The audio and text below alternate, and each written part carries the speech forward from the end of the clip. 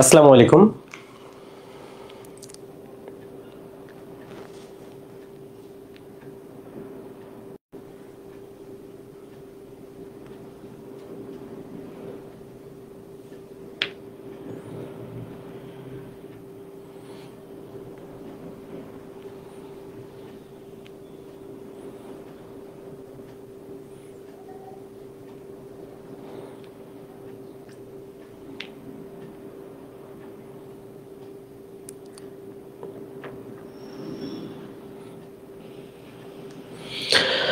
আচ্ছা, আমাকে একটু জানাও যে সব ঠিক আছে কিনা, আমার কথা বা আমাকে ঠিকঠাক দেখা যাচ্ছে কিনা, আমার কথা স্পষ্টভাবে শোনা যাচ্ছে কিনা।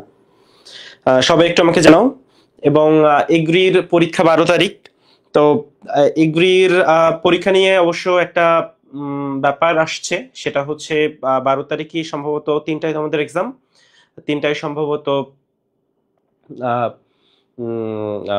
প্যালেস্তাইন সলিডারিটি মুভমেন্ট যেটা, সেটাও 3টায়। তো আমার মনে হয় যে প্যালেস্তাইন সলিডারিটি যে মুভমেন্টটা, সেটা একদিন আগায় নিয়ে আসা যায়, আগের দিন শুক্রবার বা একদিন পিছায় নিয়ে আসা যায়। আমার মনে হয় যে এগ্রির যে পরীক্ষা, সেটা অনেক আগে থেকে নির্ধারিত, তাই না? তোমরা সেভাবে মেন্টালি প্রিপেয়ার্ড, তোমরা সেভাবে পড়াশোনা করছো, রিভিশন দিছো। ফলে আমার মনে হয় যে এটা আসলে কর্তৃপক্ষের বিবেচনা করা উচিত। আহ, এটা আচ্ছা, সবকিছু ক্লিয়ার আছে, সবকিছু ঠিক আছে, ওকে। এখন জিওলজিতে চলে আসো। আমরা আজকে জিওলজি মেইনলি আমরা বিগত বছরের প্রশ্নগুলো নিয়ে আসছি, কিন্তু শুধুমাত্র প্রশ্নগুলাই আমরা সলভ করাবো না, সাথে সাথে যে টপিকগুলা থেকে সবচেয়ে বেশি প্রশ্ন আসে, অর্থাৎ ওই প্রশ্নগুলোর সাথে সাথে আমি ওই টপিকগুলোও দেখাই দিব। ফলে আমরা আশা করতেছি যে জিওলজিতে যদি 15টা প্রশ্ন আসে, তার ম্যাক্সিমাম প্রশ্নই আজকের ক্লাস থেকে চলে আসবে। কারণ তোমরা জানো যে এগ্রির যে প্রশ্ন, সেই প্রশ্ন খুব কঠিন প্রশ্ন হয় না। বায়োলজির ক্ষেত্রে প্রশ্নটা কম্পারেটিভলি সহজ হয়। এবং যারা আগে মোটামুটি বায়োলজি পড়াশোনা করা আছে, বিশেষ করে যারা মেডিকেল অ্যাসপিরেন্ট, তাদের জন্য এটা খুবই সহজ হবে। এটা আমরা নিশ্চিতভাবে বলতে পারি। এটা নিয়ে, জিওলজি নিয়ে তোমরা একদমই টেনশন করবা না। আচ্ছা, ঠিক আছে। ওয়ালাইকুম আসসালাম, আদাব। ঠিক আছে, তাহলে চলো আমরা আজকের ক্লাস শুরু করি। আমরা আসলে দেরি করতে চাই না। আচ্ছা, right. আচ্ছা, দেখো, আমরা ফার্স্টেই হচ্ছে কোশ্চেনে চলে যাই। এই কোশ্চেনের সাথে সাথে আমরা হচ্ছে টপিক ধরে ধরে কোশ্চেন সলভ করাবো। আমাদের প্রথম প্রশ্নটা এটা আসছে হচ্ছে 21 সালে, ক্লাস্টার এগ্রি অর্থাৎ এগ্রি গুচ্ছতে 21 সালে এই প্রশ্নটা আসছে। এবং তোমরা খেয়াল করলেই দেখবা যে কিছু টপিক থেকেই ঘুরে ফিরে প্রশ্ন আসে। তো আমরা ওই টপিকগুলোই ফাইন্ড আউট করব আজকে, এবং সেই টপিকগুলা যেন আমরা এতটুকু এনশিওর করব যে এই টপিকগুলা থেকে প্রশ্ন আসলে যেন আমি ভুল না করি। ঠিক আছে? তো প্রথমেই হচ্ছে সম্পূর্ণ 4 প্রকোষ্ঠ বিশিষ্ট হৃৎপিণ্ড আসলে কার আছে। তো প্রকোষ্ঠ বিশিষ্ট হৃৎপিণ্ডের ক্ষেত্রে তুমি অলরেডি জানো যে মাসের কথা যদি আমি বলি, আমি একটু হোয়াইট কালারটা নিচ্ছি। আচ্ছা, তো আমরা যদি মাসের কথা বলি, জাস্ট এ মোমেন্ট। আচ্ছা, তো মাসের কথা বলি। মাসের হৃৎপিণ্ড হচ্ছে 2 প্রকোষ্ঠ বিশিষ্ট। কয় প্রকোষ্ঠ বিশিষ্ট? 2 প্রকোষ্ঠ বিশিষ্ট। এরপরই আছে উভচর। উভচর বলতে সবচেয়ে চমৎকার উদাহরণ হচ্ছে ব্যাং। ব্যাঙের হৃৎপিণ্ড কয় প্রকোষ্ঠ বিশিষ্ট? 3 প্রকোষ্ঠ বিশিষ্ট। এরপরে আসে সরীসৃপ। সরীসৃপ হচ্ছে যারা বুকে ভর দিয়ে হাঁটে, সাপ, গুই সাপ, কুমির, এগুলা। তো সরীসৃপের হৃৎপিণ্ড হচ্ছে অসম্পূর্ণ 4। আবারও বলি, অসম্পূর্ণ 4 প্রকোষ্ঠ বিশিষ্ট। তবে এখানে একটা ব্যতিক্রম আছে। সেই ব্যতিক্রম এর নাম কি? ব্যতিক্রমটা হচ্ছে কুমির। অর্থাৎ কুমির একটা সরীসৃপের আন্ডারের প্রাণী, কিন্তু কুমিরের হৃৎপিণ্ড হচ্ছে 4 প্রকোষ্ঠ বিশিষ্ট। এর বাইরে যদি বলি, পাখি আর স্তন্যপায়ী। পাখি, যত পাখি আছে আর যত স্তন্যপায়ী আছে, তো স্তন্যপায়ীর ভিতর কারা পড়ে? মানুষ পড়ে। তাইলে পাখি এবং স্তন্যপায়ী গুলার 4 প্রকোষ্ঠ বিশিষ্ট। সরীসৃপের অসম্পূর্ণ 4, মাছের 2 প্রকোষ্ঠ, উভচরের হচ্ছে 3 প্রকোষ্ঠ। ফলে আমরা দেখতে পাচ্ছি যে কুমিরের ব্যতিক্রম, কুমিরের হৃৎপিণ্ড হচ্ছে 4 প্রকোষ্ঠ বিশিষ্ট। হ্যাঁ, কুমিরের হৃৎপিণ্ড। তাহলে বলো তো সাপের হৃৎপিণ্ড কয় প্রকোষ্ঠ বিশিষ্ট? তোমরা সবাই আমাকে একটু কমেন্ট করে বলবা যে সাপের হৃৎপিণ্ড কয় প্রকোষ্ঠ বিশিষ্ট। সবাই একটু কমেন্ট করে বলেন, সাপের হৃৎপিণ্ড কয় প্রকোষ্ঠ বিশিষ্ট। আচ্ছা, ঠিক আছে, তাহলে চলে আসো আমরা নেক্সট কোশ্চেনটা দেখি। র্যাডুলা কোন পর্বের প্রাণীর বৈশিষ্ট্য? এখন আসো, র্যাডুলা শব্দের অর্থ হচ্ছে রেতি জিহবা। রেতি জিহবা। এইটা কাইন্ড অফ একটু বলি, এটা জিহ্বার মতোই একটা অঙ্গ। তবে নরমালি আমাদের জিহ্বাতে দাঁত নাই, তবে এদের এই যে জিহ্বা, এই জিহ্বাতে ছোট ছোট ছোট ছোট দাঁত আছে। এখন ফলে দাঁত দিয়ে যেহেতু কাটাকাটি করা যায়, ফলে এই রেডুলা দিয়ে বা এই রেতিজিহ্বা দিয়ে এই মলাস্কা পর্বের প্রাণীরা কাটাকাটি করতে পারে। তাহলে মলাস্কা পর্বের প্রাণীদের আছে রেডুলা। মলাস্কা পর্বের প্রাণীতে দুইটা পয়েন্ট খুব ইম্পর্টেন্ট, একটা হচ্ছে রেডুলা আর একটা হচ্ছে মেন্টল। মলাস্কা পর্বের প্রাণীতে দুইটা পয়েন্ট কোনোভাবেই ভুল করা যাবে না। মেন্টল হচ্ছে ওর আবরণ, অর্থাৎ মলাস্কার প্রাণীর পর্বের যে আবরণ তার নাম মেন্টল। তবে মেন্টল শুধুমাত্র দেহের আবরণ তৈরি করে এমন না, মেন্টল আরো একটা গুরুত্বপূর্ণ কাজ করে, মেন্টল হচ্ছে শ্বসনের কাজটা করে। তাহলে মলাস্কার শ্বসনের কাজটা কি করে ভাইয়া? মলাস্কার শ্বসনের কাজটা করে হচ্ছে এই মেন্টল। এর বাইরে মলাস্কা তুমি জানো যে প্রাণীজগতের দ্বিতীয় বৃহত্তম পর্ব। আর্থ্রোপোডা হচ্ছে প্রাণীজগতের সবচেয়ে বড় পর্ব, মলাস্কা হচ্ছে দ্বিতীয় বৃহত্তম পর্ব। মলাস্কা হচ্ছে প্রাণীজগতের দ্বিতীয় বৃহত্তম পর্ব। এবং তুমি খেয়াল করলেই দেখবা 5 নম্বর পর্ব যে মলাস্কা এবং 7 নম্বর পর্ব যে আর্থ্রোপোডা, এই দুইটা পর্বের ভিতর একটা মিলও আছে। সেই মিলটা কি বলো? দুইটা পর্বতেই হিমোসিল আছে এবং দুইটা পর্বতেই হিমোসায়ানিন আছে। দুইটা পর্বেই হিমোসিল আছে, দুইটা পর্বেই হচ্ছে হিমোসায়ানিন আছে। ঠিক আছে, দুইটা পর্বেই হিমোসিল আছে। হিমোসিল কি? যে গহ্বরের মধ্যে রক্ত থাকে। আর হিমোসায়ানিন কি? হিমোসায়ানিন কাইন্ড অফ রক্তই। তাহলে মলাস্কা এবং আর্থ্রোপোডা দুইটা পর্বেরই কমন হচ্ছে হিমোসিল, হিমোসায়ানিন। মলাস্কা হচ্ছে প্রাণীজগতের দ্বিতীয় বৃহত্তম পর্ব, আর্থ্রোপোডা হচ্ছে প্রাণীজগতের বৃহত্তম পর্ব। আর মলাস্কার ক্ষেত্রে হচ্ছে মেন্টল থাকে এবং মলাস্কারই হচ্ছে এই রেতিজিহ্বা বা রেডুলা থাকে। মলাস্কারই হচ্ছে ভাইয়া এই রেতিজিহ্বা বা রেডুলা থাকে। ঠিক আছে, এখন আমাকে বলতে হবে যে মলাস্কার যে রক্ত সংবহন তন্ত্র সেটা কেমন। সবাই একটু কমেন্ট করে আমাকে বলবা যে মলাস্কার যে রক্ত সংবহন তন্ত্র সেটা কেমন। আচ্ছা ঠিক আছে, আমরা তাহলে নেক্সট প্রশ্নে চলে যাই। আমরা দেখতে চাই মাছ পানির নিচে। এখন আমি বলি, মাছ মানেই হচ্ছে ফুসফুস।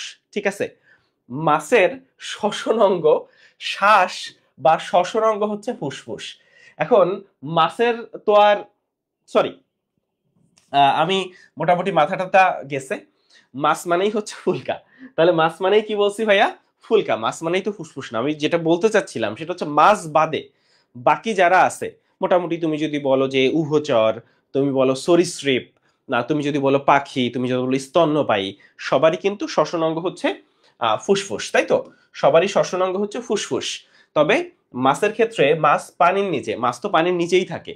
ফলে একটু খেয়াল করো, এখানে প্রশ্নটা করছে পানির নিচে, তো এই প্রশ্নগুলো দিয়ে তোমাকে কনফিউজ করে দেওয়ার চেষ্টা করে যে এখানে গেলে ওখানে গেলে, তখন তোমার মনে হবে যে মাছের তো আমি জানি ফুলকা, কিন্তু পানির নিচে তাইলে নিশ্চয়ই অন্য কিছু হবে। তো ব্যাপারটা কিন্তু এমন না। ফলে প্রশ্নের উত্তর যখন দিবা তুমি জটিল করে চিন্তা করবা না, মনে রাখবা প্রশ্ন সহজ হবে। জিওলজির কথা বলতেছি আমি। এবং কখনোই প্রশ্নকে জটিল করে চিন্তা করবা না, খুব সহজভাবে চিন্তা করবা এবং অনেক বেশি ওভার থিঙ্ক করবা না। আমরা অনেক সময় ভাবি যে আরে এগ্রিতে চান্স পাইতে হবে, এগ্রিতে আমাকে বা বাংলাদেশ এগ্রিকালচারাল ইউনিভার্সিটিতে আমাকে এগ্রিতে পড়তে হবে, তাহলে নিশ্চয়ই আমাকে অনেক ভালো পরীক্ষা দিতে হবে। তখন দেখা যায় যে জটিলভাবে চিন্তা করে পারা জিনিস ভুল করে আসি। ফলে তুমি এখন যেভাবে পরীক্ষাগুলো দিচ্ছ, তাই না, এখন তুমি অনেক পরীক্ষা দিচ্ছ, অফলাইনে পরীক্ষা দিচ্ছ, অনলাইনে পরীক্ষা দিচ্ছ। তো এই যে পরীক্ষাগুলো তুমি দিচ্ছ, আচ্ছা 10 তারিখ হচ্ছে তোমাদের মডেল টেস্ট চলতেছে আমাদের ফিজিক্স সেন্টার্সে।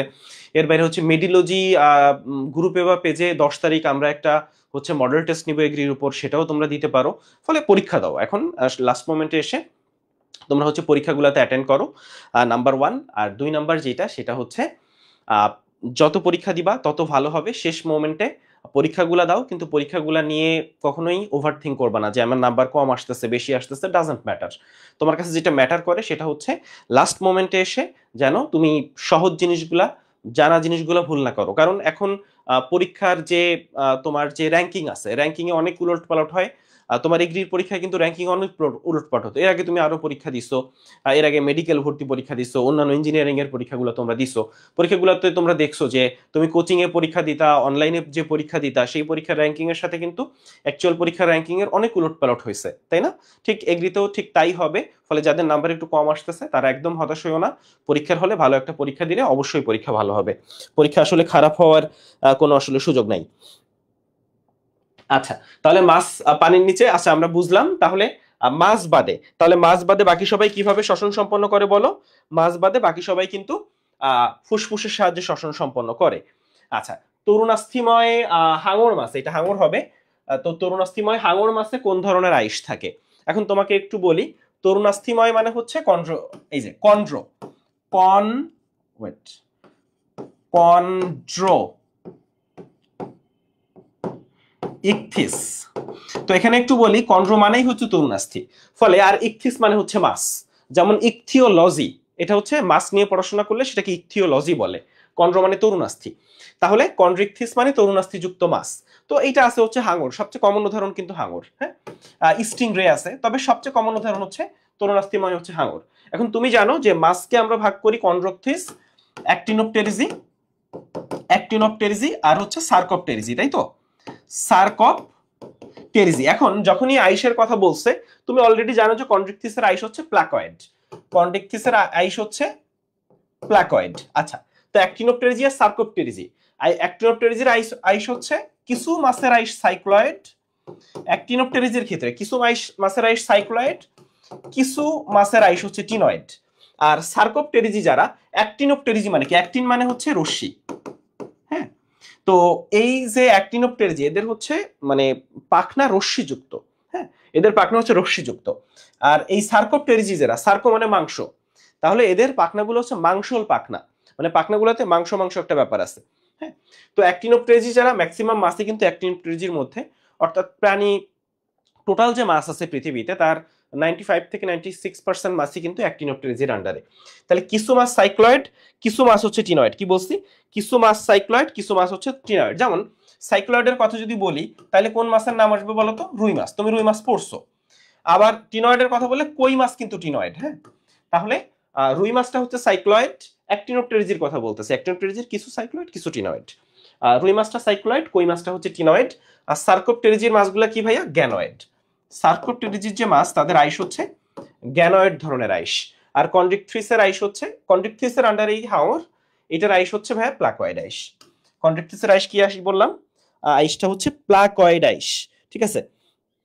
না, শর্টের বাইরের চ্যাপ্টার গুলা এখন পড়ার দরকার নাই, ঠিক আছে? তুমি যদি আগে পড়ে থাকো তাহলে পড়ছো, এখন শর্টের বাইরে কোনো পড়ার দরকার নেই। যদি পড়ে থাকো তাহলে পড়ছো, এখন শুধু মানে শর্ট গুলা পড়ো, এখন শুধু শর্ট পড়লেই হচ্ছে। আচ্ছা, কোনটি আর্থ্রোপোডা পর্বের প্রাণী? এখন একটু বলি যে সিলভার ফিশ একটা মাছ আছে, সিলভার কার্প, সিলভার কার্প একটা মাছ আছে। এখন এটা কার্প জাতীয় মাছ, যেমন তুমি রুই, কাতলা, মৃগেল, সিলভার কার্প, এগুলা কিন্তু কার্প জাতীয় মাছ। এবং এই সিলভার কার্প অবশ্যই আর্থ্রোপোডা, সরি, এই সিলভার কার্প অবশ্যই হচ্ছে তোমার কি বলা যায়, স্তন্যপায়ী বা সরি হচ্ছে আমাদের কি বলা যায় এটাকে, ওই কর্ডাটার। সিলভার কার্প অবশ্যই হচ্ছে কর্ডাটার আন্ডারে। আচ্ছা, এটা গেল। এখন হাইড্রা জেলিফিশ, এগুলো হচ্ছে নিডারিয়া পর্বের প্রাণী, অর্থাৎ 2 নম্বর পর্বের প্রাণী। হাইড্রা জেলিফিশ হচ্ছে নিডারিয়া পর্বের প্রাণী বা 2 নম্বর পর্বের প্রাণী। এখন ইস্টার, নামের সাথে যদি ইস্টার পাও, তুমি একাইনোডার্মাটা পর্ব যেটা দেখছো 8 নম্বর পর্ব, একাইনোডার্মাটা, একাইনোডার্মাটা, এই 8 নম্বর পর্বের ক্ষেত্রে খেয়াল করছো যে নামে আছে হচ্ছে সমুদ্র তারা, সমুদ্র তারা না? তো নামের সাথে যদি সমুদ্র পাও মানে সি, আবার নামের সাথে যদি তারা পাও স্টার, তাহলে বুঝবা যে এরা হচ্ছে 8 নম্বর পর্বের প্রাণী। হ্যাঁ, তো হচ্ছে এটা গেল। তারপর হচ্ছে গোল্ড ফিশ। এখন গোল্ড ফিশ কিন্তু আমাদের কর্ডাটা পর্বেরই প্রাণী, গোল্ড ফিশ হচ্ছে কর্ডাটা পর্বেরই প্রাণী। কিন্তু সিলভার ফিশ আসলে আমি বলি যে এটা আসলে মাছ না, এটা দেখতে কিছুটা মাছের মতো, তাই এটার নাম দিছে সিলভার ফিশ। কিন্তু এটা আসলে একটা পোকা, আর পোকাগুলা পতঙ্গগুলা, এটা একটা পতঙ্গ। তো পতঙ্গগুলা কোন পর্বের প্রাণী? আর্থ্রোপোডা পর্বের প্রাণী। সিলভার ফিশ হচ্ছে একটা পতঙ্গ, এই পতঙ্গটা আসলে বইয়ের পাতা ফুটা করে। তাহলে এই পতঙ্গটার কাজ কি? বইয়ের পাতা ফুটা করা। এই পতঙ্গটার কাজ হচ্ছে বইয়ের পাতা ফুটা। ঠিক আছে? আচ্ছা, তাহলে আমরা আশা করি এটা বুঝতে পারছি এখন চলে আসো আমরা নেক্সটে, রশ্মিময় পাখনাযুক্ত মাছ। তো একটু আগে আমরা দেখলাম যে তরুণাস্থিযুক্ত মাছ বললে কন্ড্রোইকথিস। আচ্ছা, অ্যাক্টিনোপটেরিজি, অ্যাক্টিন মানেই হচ্ছে রশ্মি। খেয়াল করো এই নামগুলো একটু ভাঙলেই তুমি কিন্তু তোমার জন্য হয়ে যাচ্ছে। কন্ড্রো মানে হচ্ছে তরুণাস্থি, অ্যাক্টিন মানে রশ্মি, সার্কো মানে মাংস। তখন যদি বলতো মাংসল পাখনা বিশিষ্ট মাছ কোনটা, সার্কোপটেরিজি। যদি বলছে রশ্মিযুক্ত পাখনা বিশিষ্ট, তাইলে রশ্মিযুক্ত হচ্ছে এই অ্যাক্টিনোপটেরিজি। রশ্মিযুক্ত হচ্ছে ভাইয়া কোনটা, রশ্মিযুক্ত হচ্ছে অ্যাক্টিনোপটেরিজি। তাহলে রশ্মিযুক্ত কোনটা বললাম, রশ্মিযুক্ত বললাম অ্যাক্টিনোপটেরিজি। আচ্ছা ঠিক আছে, এখন চলে আসো আর্থ্রোপোডার দেহগহ্বর কি কি বলে। তো সিলোম নিয়েই বিশাল একটা পড়াশোনা আছে, তোমরা জানো যে সিলোমেরই তিনটা ভাগ আছে। একটা হচ্ছে অ্যাসিলোমেট, অ্যাসিলোমেট, তারপর হচ্ছে সিউডোসিলোমেট, সিউডোসিলোমেট, আর লাস্টেরটা হচ্ছে ইউসিলোমেট। অর্থাৎ সিলোমের তিনটা ভাগ আছে। তোমরা জানো যে প্রাণী জগতের যে পর্বগুলো আছে এর মধ্যে 1 নাম্বার পর্ব, 2 নাম্বার পর্ব, 3 নাম্বার পর্ব, অর্থাৎ পরিফেরা, নিডারিয়ার, প্লাটিহেলমিনথেস, এই তিনটা হচ্ছে অ্যাসিলোমেট। এরপরে 4 নাম্বার পর্ব যেটা, 4 নাম্বার পর্ব হচ্ছে, আচ্ছা ওয়েট, আচ্ছা ঠিক আছে, 4 নাম্বার পর্ব হচ্ছে সিউডোসিলোমেট, আর 5 থেকে 9 নাম্বার পর্ব এরা হচ্ছে ইউসিলোমেট। তাহলে সিলোমের ক্ষেত্রে আর্থ্রোপোডার, প্রথমত একটু বলি সিলোমের যে ব্যাপারটা। তবে আর্থ্রোপোডার যে দেহ গহ্বর, এখন একটু খেয়াল করো ভাইয়া, হিমোসিল আমি তোমাকে বলছিলাম যে 5 আর 7 নাম্বার পর্বে থাকে হচ্ছে হিমোসিল। তাহলে মলাস্কার আর্থ্রোপোডার ক্ষেত্রে হচ্ছে হিমোসিল। আর সিল শব্দের অর্থই হচ্ছে গহ্বর, সিল শব্দের অর্থই হচ্ছে গহ্বর। অর্থাৎ দেখো যে তুমি ঘাসফড়িং এর কথা যদি বলো, ঘাসফড়িং এ তোমার মনে আছে, ঘাসফড়িং এ কিন্তু সিলোমও আছে, হিমোসিলও আছে। হ্যাঁ, তো এখানে একটু খেয়াল করবা যে সিলোমের মধ্যে রক্ত থাকে না, সিলোমের মধ্যে হচ্ছে রক্ত থাকে না। এই হিমোসিল যেটা এর মধ্যে হচ্ছে রক্ত থাকে, হিমোসিল যেটা এর মধ্যে হচ্ছে রক্ত থাকে। এবং ঘাসফড়িং এর দেহ গহ্বরকে হচ্ছে হিমোসিল বলে, ঘাসফড়িং এর দেহ গহ্বরকে। এবং গ্যাস্ট্রোভাস্কুলার গহ্বর, যেটার বাংলা নাম হচ্ছে পরিপাক গহ্বর বা পরিপাক সংবহন গহ্বর, এই গহ্বর থাকে হচ্ছে হাইড্রাতে, অর্থাৎ 2 নাম্বার পর্বে। হাইড্রা বা নিডারিয়া পর্বে থাকে হচ্ছে গ্যাস্ট্রোভাস্কুলার বা পরিপাক সংবহন গহ্বর, অর্থাৎ এখানে পরিপাক হয়, অর্থাৎ পরিপাক হয় হচ্ছে এই গহ্বরে। তাহলে এটা থাকে 2 নাম্বার পর্বে, হিমোসিল থাকে 5 আর 7 নাম্বার পর্বে। সিলোমের ব্যাপারটা দেখলাম যে সিলোম নাই, অ্যাসিলোমেট 1, 2, 3 নাম্বার পর্ব, সিরোসিলোমেট হচ্ছে 4 নাম্বার পর্ব, আর 5 থেকে 9 নাম্বার পর্ব হচ্ছে ইউসিলোমেট। আর অন্য নালী তো তোমরা চিনো। আচ্ছা ঠিক আছে, যেই নালী দিয়ে খাবার হচ্ছে তোমার পাকস্থলীতে আসে। ওকে, এখন চলে আসো ম্যান্টল নামক পাতলা। একটা জিনিস খেয়াল করো তো, যে এই অধ্যায়ে তো পড়াশোনার কোনো অভাব নাই, তাই না? অনেক পড়া, প্রাণীর বিভিন্ন শ্রেণীবিন্যাস অনেক বড় চ্যাপ্টার। কিন্তু তুমি একটা জিনিস খেয়াল করছো যে এই বাউ, আমি মেইনলি আজকে বাউ এর কোশ্চেন, মানে বাংলাদেশ এগ্রিকালচারাল ইউনিভার্সিটি আর হচ্ছে তোমার ক্লাস্টারের কোশ্চেন গুলাই নিয়ে আসছি। তুমি খেয়াল করলে দেখবা যে ঘুরে ফিরে একই জায়গা থেকে কোশ্চেন আসতেছে। তুমি দেখো যে তুমি র্যাডুলা নামক কোশ্চেনটা পাইছো, এখন তুমি মেন্টল পাচ্ছ। দুইটাই হচ্ছে মলাস্কার। মলাস্কার সবচেয়ে ইম্পর্টেন্ট দুটো বৈশিষ্ট্য হচ্ছে র্যাডুলা আর মেন্টল। দেখো এইটা থেকেই প্রশ্ন আসছে, ঠিক আছে? তাহলে মেন্টল হচ্ছে মলাস্কার পাতলা আবরণ, মেন্টল হচ্ছে মলাস্কার পাতলা আবরণ। এবং এই জন্য বুদ্ধি করে পড়লে দেখবা কি যে পড়া অনেক কমে যাচ্ছে, কিন্তু তোমার কমন চলে আসবে। তো এই জন্য হচ্ছে তোমাকে বুঝতে হবে যে কোন জায়গাগুলো থেকে বারবার প্রশ্ন আসতেছে। ঘুরে ফিরে দেখবে যে কিছু জায়গা থেকে প্রশ্ন আসতেছে, এর বাইরে থেকে আসতেছে না। অন্যান্য অধ্যায় এটা আরো বেশি প্রকট। যেমন তুমি শ্বাসক্রিয়া ও শ্বসনের ক্ষেত্রে দেখবা যে ফুসফুসের গঠন, যেমন অ্যালভিওলাস, এখান থেকে ঘুরে ফিরে প্রশ্ন আসতেছে। আর হচ্ছে ওই শ্বসন গ্যাস পরিবহন এবং অক্সিজেন এবং কার্বন ডাইঅক্সাইড পরিবহন, এই দুইটা জায়গা থেকে সব প্রশ্ন চলে আসতেছে। হ্যাঁ, 5 নম্বর অধ্যায়ের কথা যদি বলি, তুমি যদি 7 নম্বর অধ্যায় দেখো, চলনা অঙ্গ চালনা, ঘুরে ফিরেই দেখবা যে কোনো ডিপ কোশ্চেন নাই। সব হচ্ছে ধরো যে বোনস গুলো আছে, কোনটা ছোট হাড়, কোনটা বড় হাড়, তারপর হচ্ছে এই জায়গার হাড় কোনটা, ওই জায়গার হাড় কোনটা, কোনটা বিউটি বোন, হ্যাঁ কোনটা কলার বোন, হ্যাঁ এতটুকুই আসতেছে। মানে এই হাড়ের কোনটায় মেরুদণ্ডের হাড় কয়টা, এইগুলোই আসতেছে ঘুরে ফিরে, এর বাইরে কিছু আসতেছে না। হ্যাঁ, এরপর হচ্ছে চলনাঙ্গ চলনে আরেকটা খুব ইম্পর্টেন্ট টপিক আছে না, ওই যে কি জানো, ভুলে গেলাম, আমি দেখাচ্ছি একটু পরে। আচ্ছা, তারপর হচ্ছে তোমার আমি যদি বলি 11 নম্বর অধ্যায় জিনতত্ত্ব বিবর্তন। তো জিনতত্ত্ব বিবর্তন অনেক বড় অধ্যায়, কিন্তু ঘুরে ফিরে দেখবা যে প্রশ্ন আসতেছে কই থেকে, আমি বলি তোমাকে একটু। প্রথম সূত্র কি কি নাম আছে তার অনুপাত কি, দ্বিতীয় সূত্র কি কি নাম আছে তার অনুপাত কি। এরপরে তুমি দেখবা যে কোশ্চেন আসতেছে হচ্ছে তার ব্যতিক্রমগুলা, এবং ব্যতিক্রমগুলাতে কিভাবে প্রশ্ন আসতেছে, প্রথম সূত্রে ব্যতিক্রমগুলা কি কি, সেই নামগুলা, তাদের অনুপাত কি, ব্যতিক্রমগুলোর অনুপাত কি, এবং তার এক্সাম্পলটা কি, এই আসতেছে। এর বাইরে দু একটা সংজ্ঞা আছে ওখানে। হ্যাঁ, যে ধরো কি বলা যায়, লিথাল জিন কি, লিথাল জিনের সংজ্ঞা কি, এগুলা। এখন আর যেটা আসতেছে সেটা হচ্ছে লিথাল জিনের যে ব্যতিক্রমগুলো আছে, বর্ণান্ধতার যে ব্যতিক্রমগুলো আছে, এইগুলাই আসতেছে। এর বাইরে হচ্ছে একটু ওই ক্রসিং আসে, যে ধরো বাবা অন্ধ, মানে মা, বাবা বর্ণান্ধ, মা হচ্ছে বাহক, তাহলে তাদের বাচ্চাগুলা কি হবে, এই কোশ্চেনগুলো আসে। হ্যাঁ, তারপর আমরা যদি বলি যে বিবর্তনে যেটা আসে, বিবর্তনে হচ্ছে কোন মতবাদটাকার, এটা খুব আসে, যে কোন মতবাদটাকার। ঘুরে ফিরে দেখবা যে মানে ম্যাক্সিমাম প্রশ্ন, প্রায় 90% প্রশ্ন, 80 থেকে 90% প্রশ্ন এই জায়গাগুলো থেকে আসতেছে।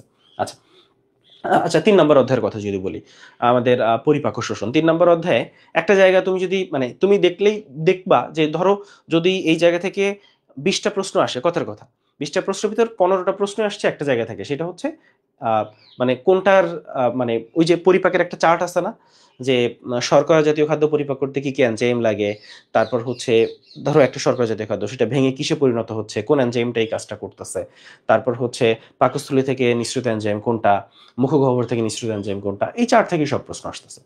তুমি মানে ওই অধ্যায়ের মানে 70% কোশ্চেন দেখবা যে খালি এই এক চার্ট থেকে আসছে। তাইলে তুমি একটু খেয়াল করো, যে তাইলে তুমি যদি এই চার্ট থেকে প্রশ্ন ভুল করো, তাইলে বুঝবা যে ভাইয়া আমি আসলে তোমার স্ট্র্যাটেজিতে ভুল আছে, এই চার্ট থেকে প্রশ্ন ভুল করা যাবে না। ঠিক আছে? আচ্ছা, ঠিক আছে। না আজকে হচ্ছে জিওলজিটাই হচ্ছে, আজকে জিওলজিটা হচ্ছে, কালকে হচ্ছে তোমার ইয়ে হবে। আজকে জিওলজি হচ্ছে আজকে রাত্রে 9টায় হচ্ছে সুমনের ক্লাস আছে। সুমন মনে হয় ম্যাথ বা ফিজিক্সের ক্লাস নেবে। তারপর হচ্ছে এরপর আরো ক্লাস আছে, সবাই ক্লাস নেবে। তাহলে মেন্টল নামক পাতলা আবরণে কোন প্রাণীর দেহ আবৃত থাকে? তাহলে মেন্টল নামক পাতলা আবরণে কোন প্রাণীর দেহ আবৃত থাকে ভাইয়া? মলাস্কা। মলাস্কা। তাহলে মলাস্কা হচ্ছে মেন্টল আর র্যাডুলা। মলাস্কা হচ্ছে মেন্টল আর হচ্ছে র্যাডুলা। তাহলে ফ্যাসিওলা হেপাটিকা, এখানে একটু বলি যে এই যে প্রশ্নটা, এই প্রশ্নটা একটু কঠিন প্রশ্ন। এখন তুমি ধরো এই প্রশ্নটা ধরে বুঝলা, ভাবলা যে ভাইয়া এখন তাইলে তো কঠিন প্রশ্ন করে, হ্যাঁ করে। ধরো 15টা প্রশ্ন আসছে, 15টা প্রশ্নের তোমার 13টা বা 14টা প্রশ্ন হবে পানির মতো সহজ। আবারও বলি পানির মতো সহজ, এবং তুমি পাবা, চান্স পাবা কিনা এটা ডিপেন্ড করে 13-14টা পারলা কিনা। ওই এক বা দুইটা প্রশ্ন, যে দুইটা প্রশ্ন হয়তো একটু ঝামেলার, একটু কঠিন করছে, ওই দুইটা প্রশ্ন আমার পারা লাগবে না। হ্যাঁ, মানে এই প্রশ্নটা আসলে একটু কঠিন প্রশ্ন। যে মলাস্কার, এটা বইতে আছে, এমন না যে বইতে নাই। যেমন এই যে ফ্যাসিওলা হেপাটিকা, এটা হচ্ছে যকৃৎ কৃমি, তাই না? এটা হচ্ছে যকৃৎ কৃমি, অর্থাৎ 3 নম্বর পর্বের প্রাণী, তাই তো? আমাদের প্লাটিহেলমিনথিসের ইয়া, কারণ প্লাটিহেলমিনথিসকে আবার কয়েকটা ভাগে ভাগ করা যায়, মানে ওর কয়েকটা ইয়া আছে, প্লাটিহেলমিনথিসের আবার কয়েকটা ভাগ আছে।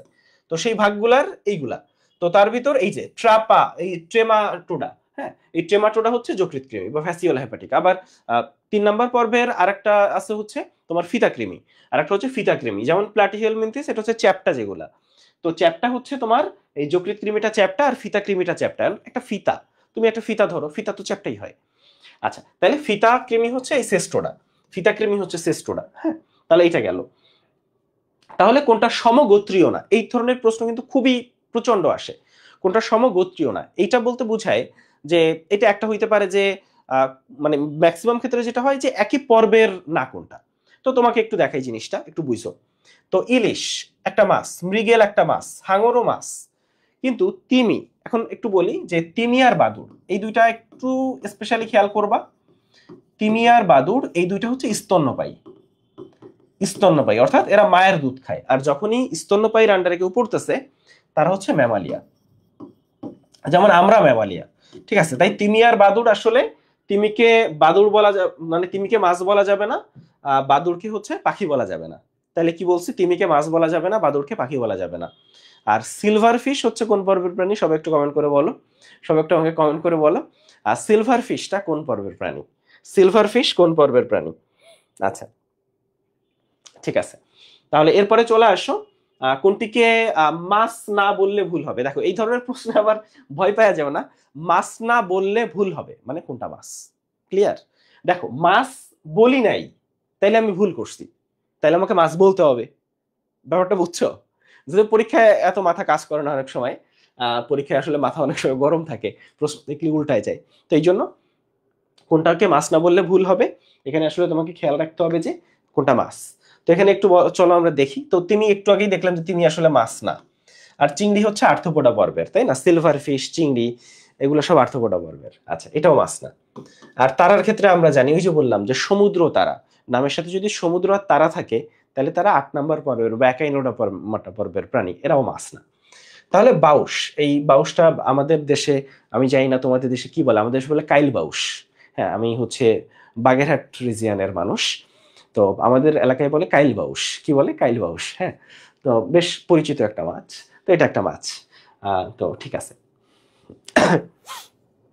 আচ্ছা, তো এরপরে চলে আসো, প্রাণীবিজ্ঞানের কোন শাখায় উভচর সরীসৃপ প্রাণী সম্পর্কে আলোচনা করা হয়? কি বললাম?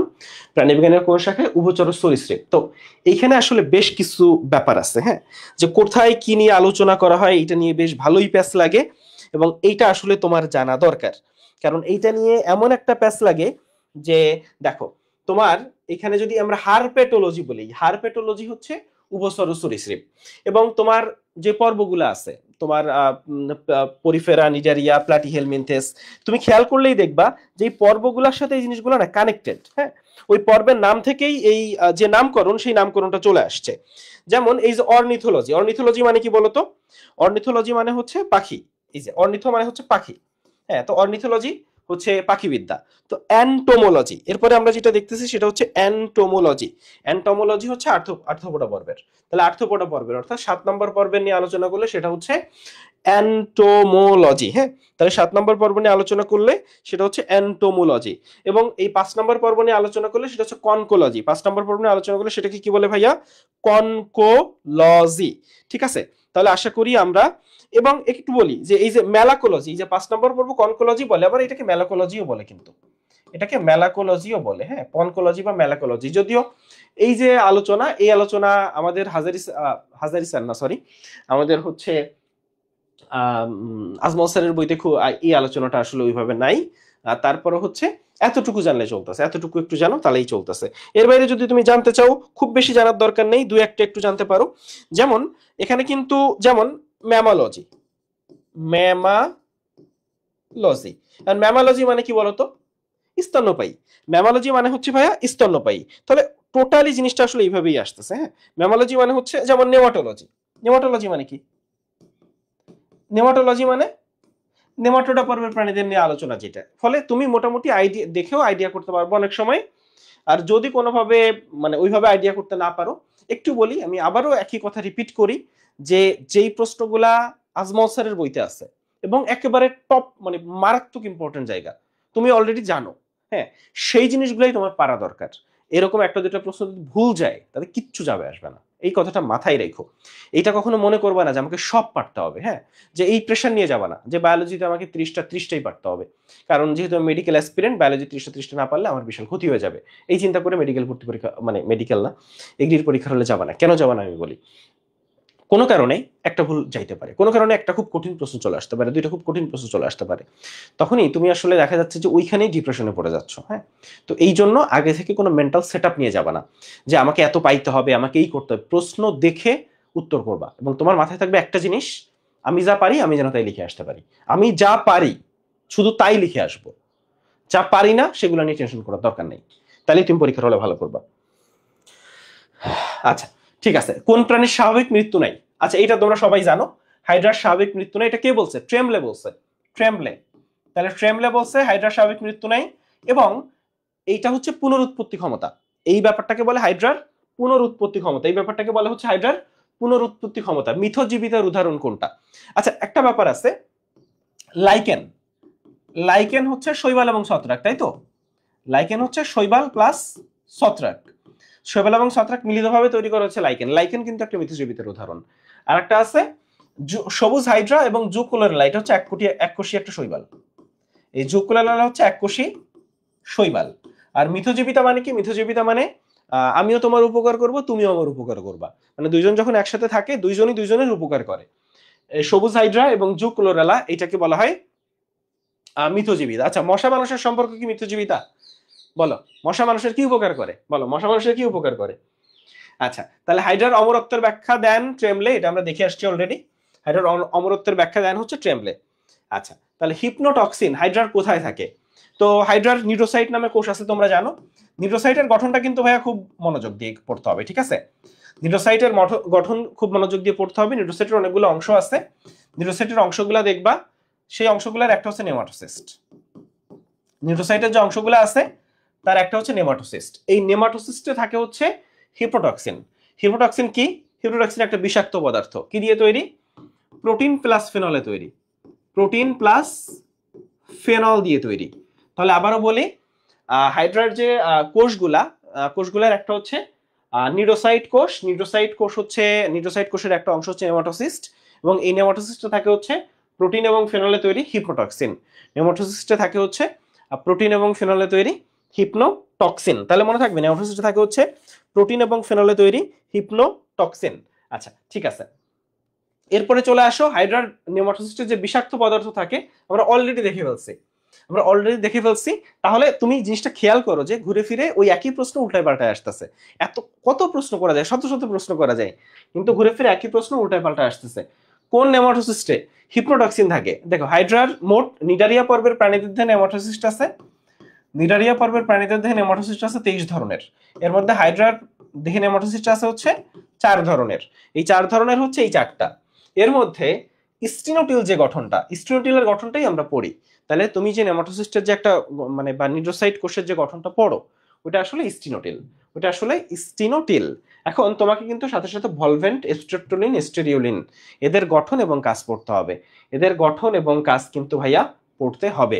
হ্যাঁ, কোনটার কাজ কি? যেমন এটা হচ্ছে খাদ্যকে পেঁচায় ফেলে, এটা খাদ্যকে পেঁচায় ফেলে। আর স্ট্রেপ্টোলিন গ্লুটিন্যান্ট আর স্টেরিওলিন গ্লুটিন্যান্ট, এই সবচেয়ে ছোট হচ্ছে স্টেরিওলিন গ্লুটিন্যান্টটা, আর এই স্টেরিওটিলটা হচ্ছে সবচেয়ে বড়। আর এই স্ট্রেপ্টোলিন গ্লুটিন্যান্ট আর স্টেরিওলিন গ্লুটিন্যান্ট নামের সাথে গ্লু আছে, গ্লু মানে আঠা। তাহলে এরা আঠালো পদার্থ ক্ষরণ করে যে খাদ্য সেটার মানে যাকে সে শিকার করবে সেই শিকারকে স্লো করে দেয়। তাহলে আঠালো পদার্থ ক্ষরণ করে শিকারকে স্লো করে দেয় হচ্ছে 3 আর 4। ভলভেন্ট হচ্ছে খাদ্যকে পেঁচায় ফেলে, আর স্টিনোটিল হিপ্নোটক্সিনের মাধ্যমে খাদ্যকে শিকার করে। স্টিনোটিল হিপ্নোটক্সিনের মাধ্যমে খাদ্যকে শিকার করে, কি বললাম? স্টিনোটিল হিপ্নোটক্সিনের মাধ্যমে খাদ্যকে শিকার করে। আচ্ছা, এখন চলে আসো বহিঃকোষীয় এবং অন্তঃকোষীয় পরিপাক কোন প্রাণী করে। আচ্ছা, এখন এখানে খুবই চমৎকার একটা প্রশ্ন এটা, যে তুমি অলরেডি যদি হাইড্রা পড়ে থাকো তুমি কিন্তু এটা পড়ছো যে হাইড্রার বহিঃকোষীয় পরিপাক আছে, অন্তঃকোষীয় পরিপাক আছে, এবং হাইড্রার পরিপাকের ক্ষেত্রে আসলে কোন এনজাইমগুলো লাগে, হাইড্রা কি খাদ্য পরিপাক করতে পারে, কি খাদ্য পরিপাক করতে পারে না। যখন দেখবা যে পরিপাক থেকে প্রশ্ন আসছে তাহলে পরিপাক টপিকটা পড়বা।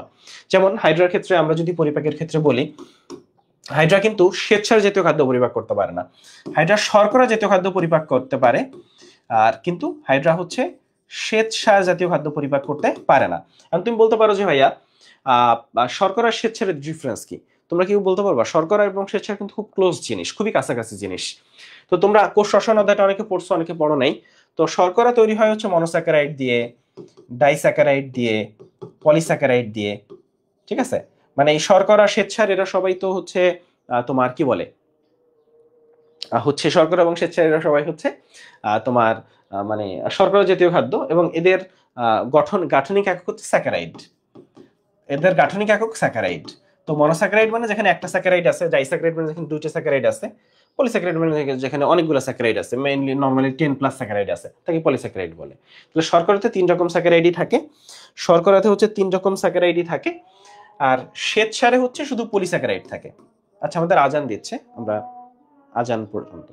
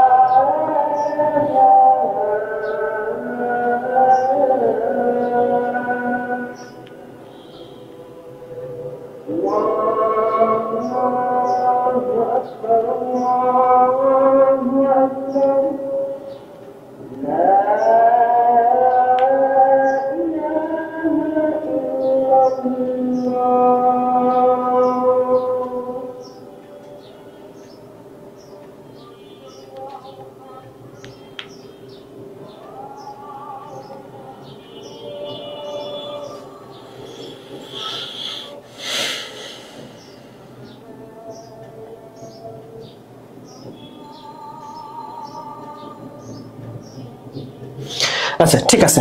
আচ্ছা অনেকে বলতেছো যে একটু ভাই ফাস্ট যান, আমি মোটামুটি ঠিক আছে, আমি আর একটু ফাস্ট যাচ্ছি, ঠিক আছে ওকে। তাহলে চলে আসো, ঘাস ফড়িং এর দৈহিক বৃদ্ধির জন্য বারবার খোলস মচানোর যে প্রক্রিয়া সেটাকে কি বলে ভাইয়া? মোল্টিং বলে। এখন এই মোল্টিংটা কিন্তু খুবই ইম্পর্টেন্ট একটা টপিক, একটু বারবার বলি যে খোলস মোচন, খোলস বদলানো বা খোলস মোচনকে বলে মোল্টিং। এবং মোল্টিং হয় কোন হরমোনের প্রভাবে? একটু সবাই বলো আমাকে। এক ডাইসন হরমোন। তাহলে মোল্টিং নিয়ন্ত্রণ করে কে? মোল্টিং নিয়ন্ত্রণ করে হচ্ছে ভাইয়া এক ডাইসন হরমোন। মোল্টিং নিয়ন্ত্রণ করে এক ডাইসন হরমোন। কয়বার মোল্টিং মানে খোলস বদলায়? 5 বার। তাইলে কয়বার খোলস বদলায়? 5 বার। এবং আমাকে একটু সবাই এই প্রশ্নটার উত্তর দিবা যে দুইটা খোলস মোচনের মধ্যবর্তী যে দশাটা, দুইটা খোলস মোচনের মধ্যবর্তী যে দশা, এটাকে কি বলে? তাহলে আবারও বলি, খোলস মোচনকে বলে মোল্টিং। মোল্টিং হয় 5 বার। মোল্টিং হয় এক ডাইসন হরমোনের প্রভাবে। মোল্টিং হয় হচ্ছে এক ডাইসন হরমোনের প্রভাবে। আবারও বলি, মোল্টিং হয় এক ডাইসন হরমোনের প্রভাবে। এবং আচ্ছা ঠিক আছে, এটা আমাদের শেষ। এখন চলে আসো ঘাস ফড়িং এর অভিপোজিটর। অভিপোজিটর হচ্ছে ডিম পাড়ার অঙ্গ। তাহলে ডিম পাড়ার অঙ্গ। এবং এই ঘাস ফড়িং এর অভিপোজিটর ডিম পাড়ে কি পুরুষ নাকি স্ত্রী ঘাস ফড়িং? ঘাস ফড়িং অবশ্যই স্ত্রী ঘাস ফড়িং ডিম পাড়ে। এবং এই অভিপোজিটর দেখে কিন্তু পুরুষ এবং স্ত্রী ঘাস ফড়িংকে আলাদা করা যায়। অভিপোজিটর দেখে পুরুষ এবং স্ত্রী ঘাস ফড়িংকে আলাদা করা যায়। আমার তোমার প্রতি প্রশ্ন হচ্ছে, আমি তোমাকে প্রতিবার একটা করে কোশ্চেন করব। অভিপোজিটর যেটা, এটা ঘাস ফড়িং এর, স্ত্রী ঘাস ফড়িং এর কত নাম্বার খণ্ডে থাকে? স্ত্রী ঘাস ফড়িং এর কত নাম্বার খণ্ডে অভিপোজিটর থাকে? তাহলে অভিপোজিটর হচ্ছে স্ত্রী ঘাস ফড়িং এ থাকে, পুরুষ এবং স্ত্রী ঘাস ফড়িং আলাদা করা যায়। অভিপোজিটর হচ্ছে ডিম পাড়ার অঙ্গ। কত নাম্বার খণ্ডে অভিপোজিটর থাকে? তুমি আমাকে বলবা কত নাম্বার খণ্ডে হচ্ছে অভিপোজিটর থাকে। এখন একটু চলে আসো, বাংলাদেশের কোন নদীতে রুই মাছের প্রাকৃতিক প্রজনন হয়?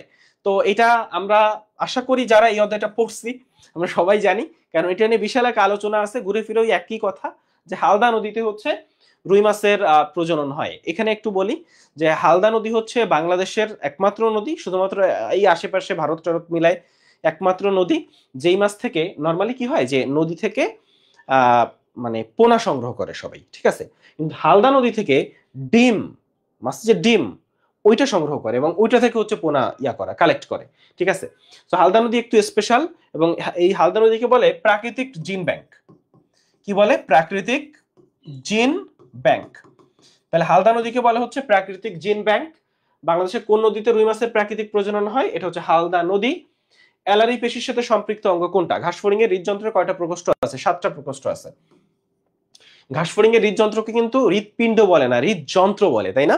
কারণ আমাদের হৃদযন্ত্রটা আসলে পিণ্ডের মতো, তাই এটাকে হৃদপিণ্ড বলে। এটাই হৃদপিণ্ডের মতো না, এটাকে হৃদযন্ত্র বলে, তাই না? আচ্ছা, বা এটাকে কি বলে? Neurogenic heart. এটাকে কেন নিউরোজেনিক হার্ট বলে একটু সবাই কমেন্ট করে বলো। এটা কেন নিউরোজেনিক হার্ট বলে একটু সবাই কমেন্ট করে বলো। হৃদযন্ত্রে আছে 7টা প্রকোষ্ঠ, 7টা প্রকোষ্ঠ এবং 6 জোড়া অ্যালারি পেশি, 6 জোড়া অ্যালারি পেশি। তাহলে ঘাস ফড়িং এর হৃদযন্ত্রে আছে 7টা প্রকোষ্ঠ এবং 6 জোড়া অ্যালারি পেশি। ঘাস ফড়িং এর হৃদযন্ত্রে আছে 7টা প্রকোষ্ঠ এবং 6 জোড়া অ্যালারি পেশি। তাহলে আমরা এইটা জানলাম মানব শরীরের সবচেয়ে বড়, আমরা কিন্তু 3 নম্বর অধ্যায়ে চলে আসছি। মানব শরীরের সবচেয়ে বড় গ্রন্থির নাম হচ্ছে যকৃৎ। এখন তুমি ঘুরে ফিরে দেখবা যে 3 নম্বর অধ্যায় যখন তুমি খুলবা, ঘুরে ফিরে শুধুমাত্র যকৃৎ এবং যকৃৎ থেকে প্রচুর প্রশ্ন আসতেছে।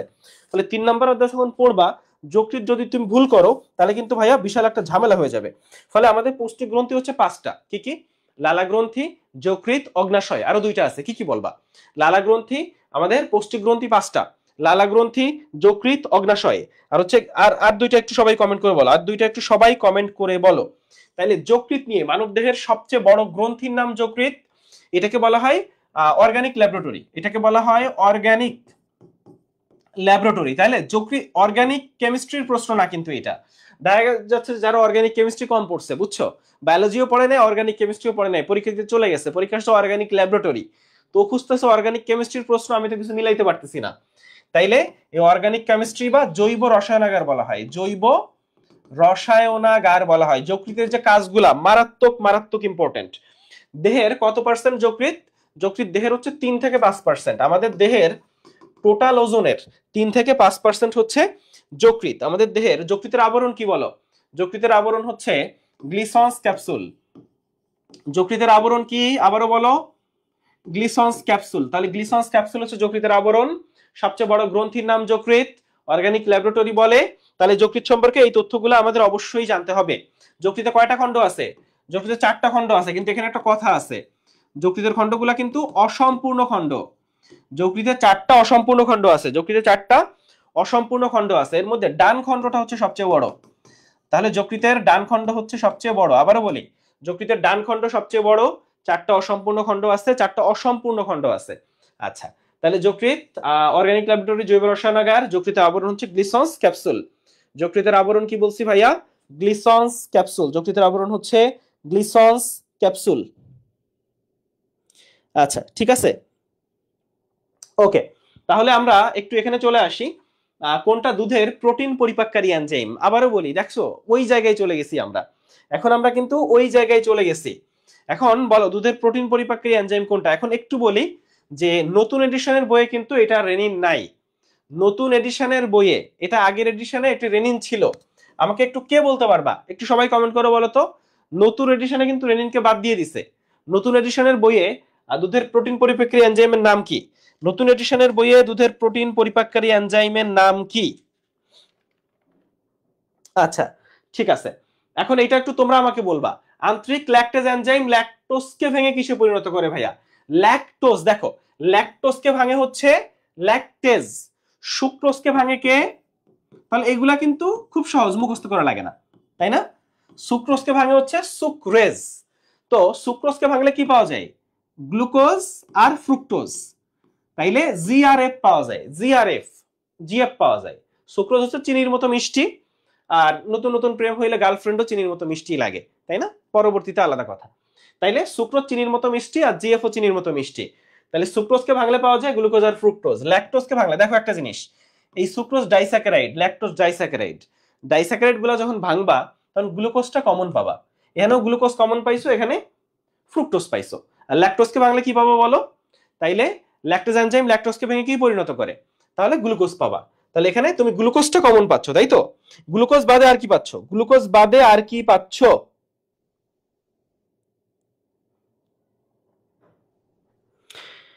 হ্যাঁ, হুম হুম হুম হুম ওকে।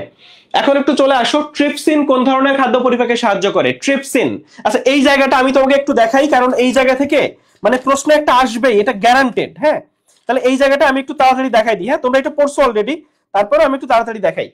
শোনো, তোমার ফার্স্টে একটু মনে রাখতে হবে শর্করা পরিপাককারী এনজাইম কোনটা, আমিষ পরিপাককারী এনজাইম কোনটা। পরীক্ষায় আসবে একটা, শর্করা পরিপাককারী কোনটা, আমিষ পরিপাককারী কোনটা, স্নেহ পরিপাককারী কোনটা। তো যখনই শর্করা পরিপাককারী আসবে তখন এখানে আসো অ্যামাইলেজ, খুবই ইম্পর্টেন্ট, অ্যামাইলেজ বা টায়ালিন। এখন একটু টায়ালিনের ব্যাপারটা বলি। টায়ালিন হচ্ছে স্যালিভারি অ্যামাইলেজ, অর্থাৎ এই অ্যামাইলেজটা যখন তোমার স্যালিভাতে মানে তোমার লালার মধ্যে থাকে তখন এটাকে টায়ালিন বলে। ফলে টায়ালিন আর অ্যামাইলেজ আসলে একই জিনিস, টায়ালিন আর অ্যামাইলেজ আসলে একই জিনিস। এর বাইরে বাকি যারা, ধরো মল্টেজ, মল্টেজ, এরপর ল্যাকটেজ, হ্যাঁ, সুক্রেজ, তো এগুলো আশা করি তোমরা পারবা। যদি কোর্স অনেকে পড়ো নাই তাদের জন্য একটু কঠিন, তো একটু খেয়াল করো মল্টেজ, ল্যাকটেজ, সুক্রেজ। হ্যাঁ, এই যে মল্টেজ, ল্যাকটেজ, সুক্রেজ, তাহলে amylase, ptyalin, maltase, lactase, sucrase, এটা গেল। কারণ প্রোটিন পরিপাককারী কারা? এখন দেখো এখানে প্রোটিন পরিপাককারীর ভিতর পেপসিন আর ট্রিপসিন। আবারও বলি, ওয়েট, আচ্ছা, প্রোটিন পরিপাককারীর মধ্যে পেপসিন আর ট্রিপসিন এই দুইটা কিন্তু মারাত্মক ইম্পর্টেন্ট, পেপসিন আর ট্রিপসিন। ঠিক আছে, তাহলে পেপসিন আর ট্রিপসিন, পেপসিন আর ট্রিপসিন, এর বাইরে আরো কি নাই? আরো আছে, যেমন জিলেটিনেস। এই তিনটা মনে রাখলেই চলতেছে, জিলেটিনেস, জিলেটিনেস। আর স্নেহ পরিপাককারী একটাই মনে রাখবা, লাইপেজ। তাহলে স্নেহ পরিপাককারী একটাই, লাইপেজ। আমিষ পরিপাককারী পেপসিন, ট্রিপসিন, জিলেটিনেস। আর শর্করা পরিপাককারী অ্যামাইলেজ বা টায়ালিন। আর মল্টেজ, সুক্রেজ, ল্যাকটেজ। এখানেও কিন্তু আমি আবারও বলি এই দুইটা বেশি ইম্পর্টেন্ট। এখানে পেপসিন, ট্রিপসিন বেশি ইম্পর্টেন্ট, এখানে লাইপেজটা বেশি ইম্পর্টেন্ট। ঘুরে ফিরে দেখবে যে এইগুলাই আসছে। ঠিক আছে, তাহলে কোনটা পরিপাককারী এনজাইম, কোনটা, এইটা পরীক্ষায় আসে। এর বাইরে কি আসে চলো আমরা একটু দেখি। আচ্ছা, তাহলে কোনটা, আমি একটু একটা ব্ল্যাঙ্ক পেজ নিচ্ছি। কোনটা পরিপাককারী এনজাইম, এর বাইরে ইম্পর্টেন্ট যে এনজাইমগুলা সেগুলা কোন খাদ্যকে ভেঙে কিসে পরিণত করে সেইটা আসে। যেমন আমি যদি বলি যে অ্যামাইলেজ বা টায়ালিন, অ্যামাইলেজ বা টায়ালিন, এই অ্যামাইলেজ বা টায়ালিন কি করে? কি বললাম? শর্করাকে ভেঙে, শর্করা না, আমি এভাবে লিখি, স্টার্চ ও গ্লাইকোজেন। অ্যামাইলেজ বা টায়ালিন স্টার্চ আর গ্লাইকোজেন এদেরকে ভাঙে। স্টার্চ আর গ্লাইকোজেনকে ভাঙে মল্টোজে কনভার্ট করে। কিসে কনভার্ট করে? মল্টোজ। আবার বলি কিসে কনভার্ট করে? মল্টোজ। কিসে কনভার্ট করে? মল্টোজ। হ্যাঁ, আর মল্টোজ কি করে? আচ্ছা, মল্টোজকে ভাঙবে কে আমাকে একটু বলো তো? মল্টেজ। মল্টোজকে ভাঙবে মল্টেজ। মল্টোজকে ভেঙে, মল্টেজ ভেঙে তৈরি করবে গ্লুকোজ, তৈরি করবে হচ্ছে গ্লুকোজ। এইটাই রক্তে শোষিত হয়। এই যে গ্লুকোজ, এইটাই হচ্ছে রক্তে শোষিত হয়। তাহলে গ্লুকোজটাই রক্তে শোষিত হয়। আবারও বলি, স্টার্চ গ্লাইকোজেনকে ভাঙে অ্যামাইলেজ বা টায়ালিন, ভেঙে তৈরি করে মল্টোজ। আর এই মল্টোজ, মল্টোজকে ভাঙে মল্টেজ, ভেঙে তৈরি করে গ্লুকোজ, ভেঙে তৈরি করে হচ্ছে গ্লুকোজ। এখন আসো পেপসিনটা দেখি। এই যে পেপসিনের কথা আমরা বলতেছি, তাই না? তোমাকে একটু আগে বললাম না যে নতুন বইতে ব্যাপারটা চেঞ্জ করছে। তো নতুন কি চেঞ্জ করছে? তো দেখো, এই পেপসিন দুধের আমিষ হচ্ছে কেসিন। দুধের আমিষ কি ভাইয়া বলছি? কেসিন।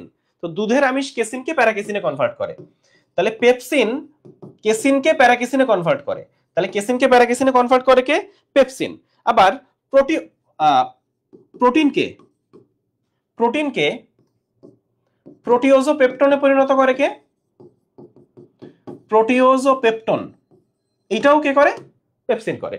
তাহলে পেপসিন কিন্তু কেসিনকে প্যারাকেসিনে এবং প্রোটিনকে প্রোটিওজোপেপটনে কনভার্ট করে, প্রোটিনকে প্রোটিওজোপেপটনে কনভার্ট করে। তাহলে এখন একটু বলো তো, প্রোটিওজোপেপটনকে ভাঙে কে? ট্রিপসিন। প্রোটিওজোপেপটনকে ভাঙে কে ভাইয়া? ট্রিপসিন। ট্রিপসিন ভেঙে কি পরিণত করে? পলিপেপটাইড, পিপি। ট্রিপসিন হচ্ছে প্রোটিওজোপেপটনকে ভেঙে পলিপেপটাইডে কনভার্ট করে। তাহলে আবারও বলি, পেপসিন কেসিনকে প্যারাকেসিনে, পেপসিন প্রোটিনকে প্রোটিওজপেপটনে, আর প্রোটিওজপেপটনকে ভাঙে হচ্ছে ট্রিপসিন। ট্রিপসিন ভেঙে পলিপেপটাইডে, পলিপেপটাইডে কনভার্ট করে। আচ্ছা, ঠিক আছে। আর সর্বশেষ যেটা দেখবো সেটা হচ্ছে লিপিড। তো লিপিড হচ্ছে চর্বি জাতীয় খাদ্যকে ভেঙে, মানে লাইপেজ, সরি, লাইপেজ হচ্ছে চর্বি জাতীয় খাদ্যকে ভেঙে ফ্যাটি অ্যাসিড প্লাস গ্লিসারলে কনভার্ট করে, গ্লিসারল। তাহলে এখানে দেখো, চর্বি জাতীয় খাদ্যকে এই লাইপেজ ভেঙে ফ্যাটি অ্যাসিড গ্লিসারলে কনভার্ট করে। তাহলে তোমার এখানে প্রশ্ন কি কি আসবে আবারও বলি। একটা হচ্ছে শর্করা পরিপাককারী এনজাইম কোনটা, তুমি amylase, ptyalin, sucrase, maltase, lactase এগুলো বলবা। আচ্ছা, আমিষ পরিপাককারী এনজাইম কোনগুলা, তুমি বলবা যে সিন দিয়ে পেপসিন, ট্রিপসিন আর জিলেটিনাস। আচ্ছা, এই গেল।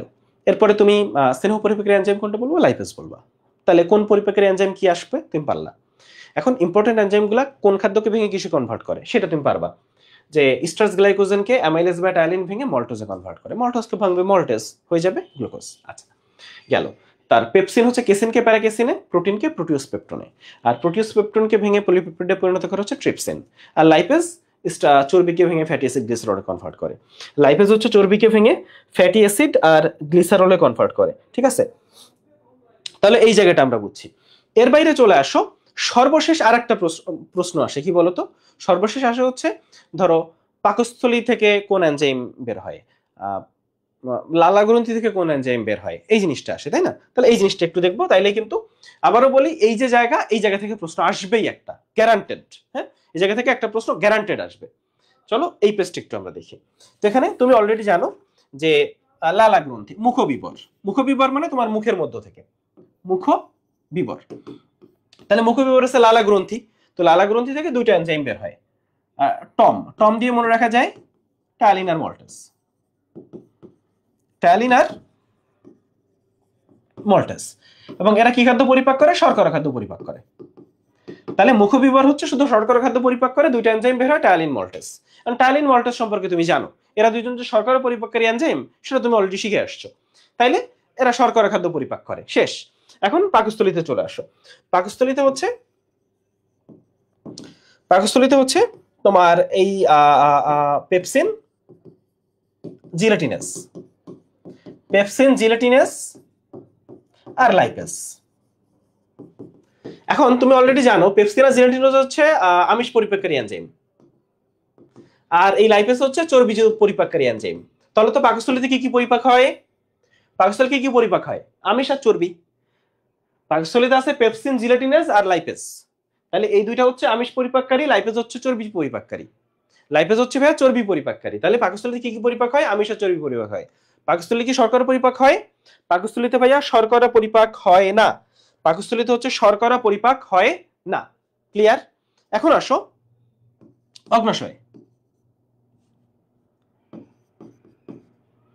আসলে আমি একটু ভালো করে লিখতে পারি, কিন্তু ভালো করে লিখতে গেলে একটু সময় লাগে, এটা হচ্ছে সমস্যা।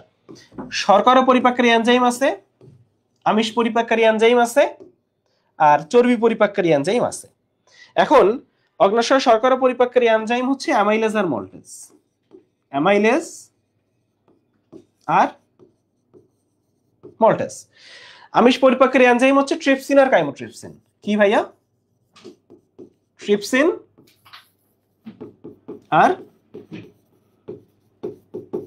কাইমোট্রিপসিন। আর চর্বি পরিপাককারী তুমি অলরেডি জানো যে লাইপেস।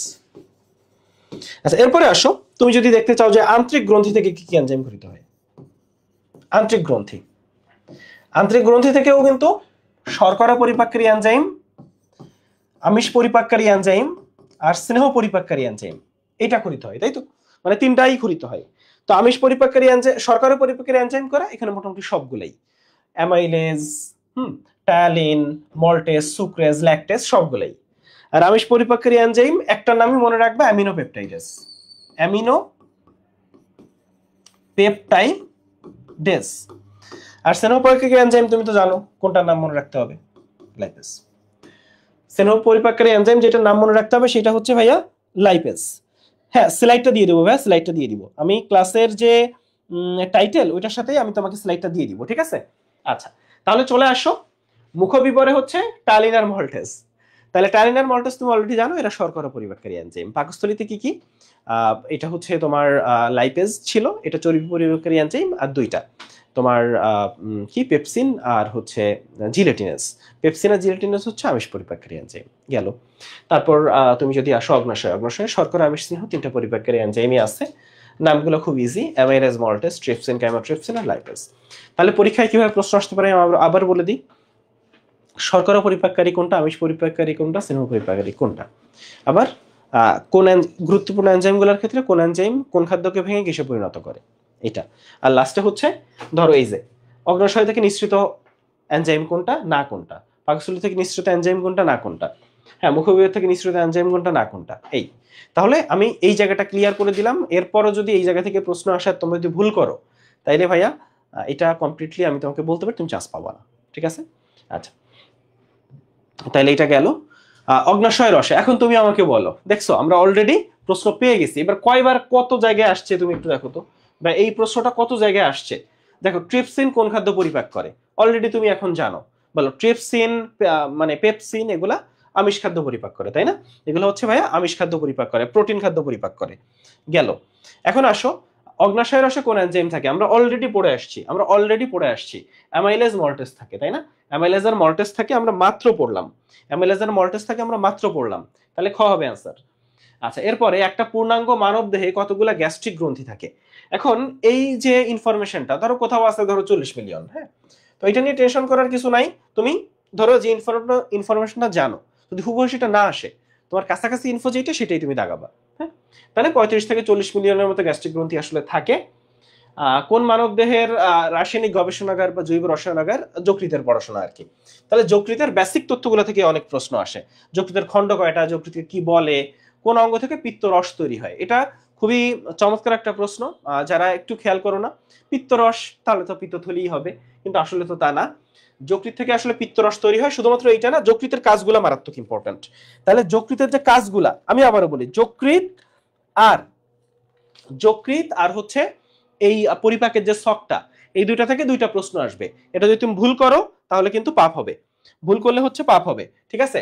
তাহলে কোন অঙ্গ থেকে পিত্তরস তৈরি হয়? তাহলে যকৃতের যে ব্যাপারগুলা, যে যকৃৎ কি করে, এই যে যকৃৎ হচ্ছে গ্লাইকোজেনেসিস করে, তাই না? যকৃৎ হচ্ছে গ্লাইকোজেনেসিস করে।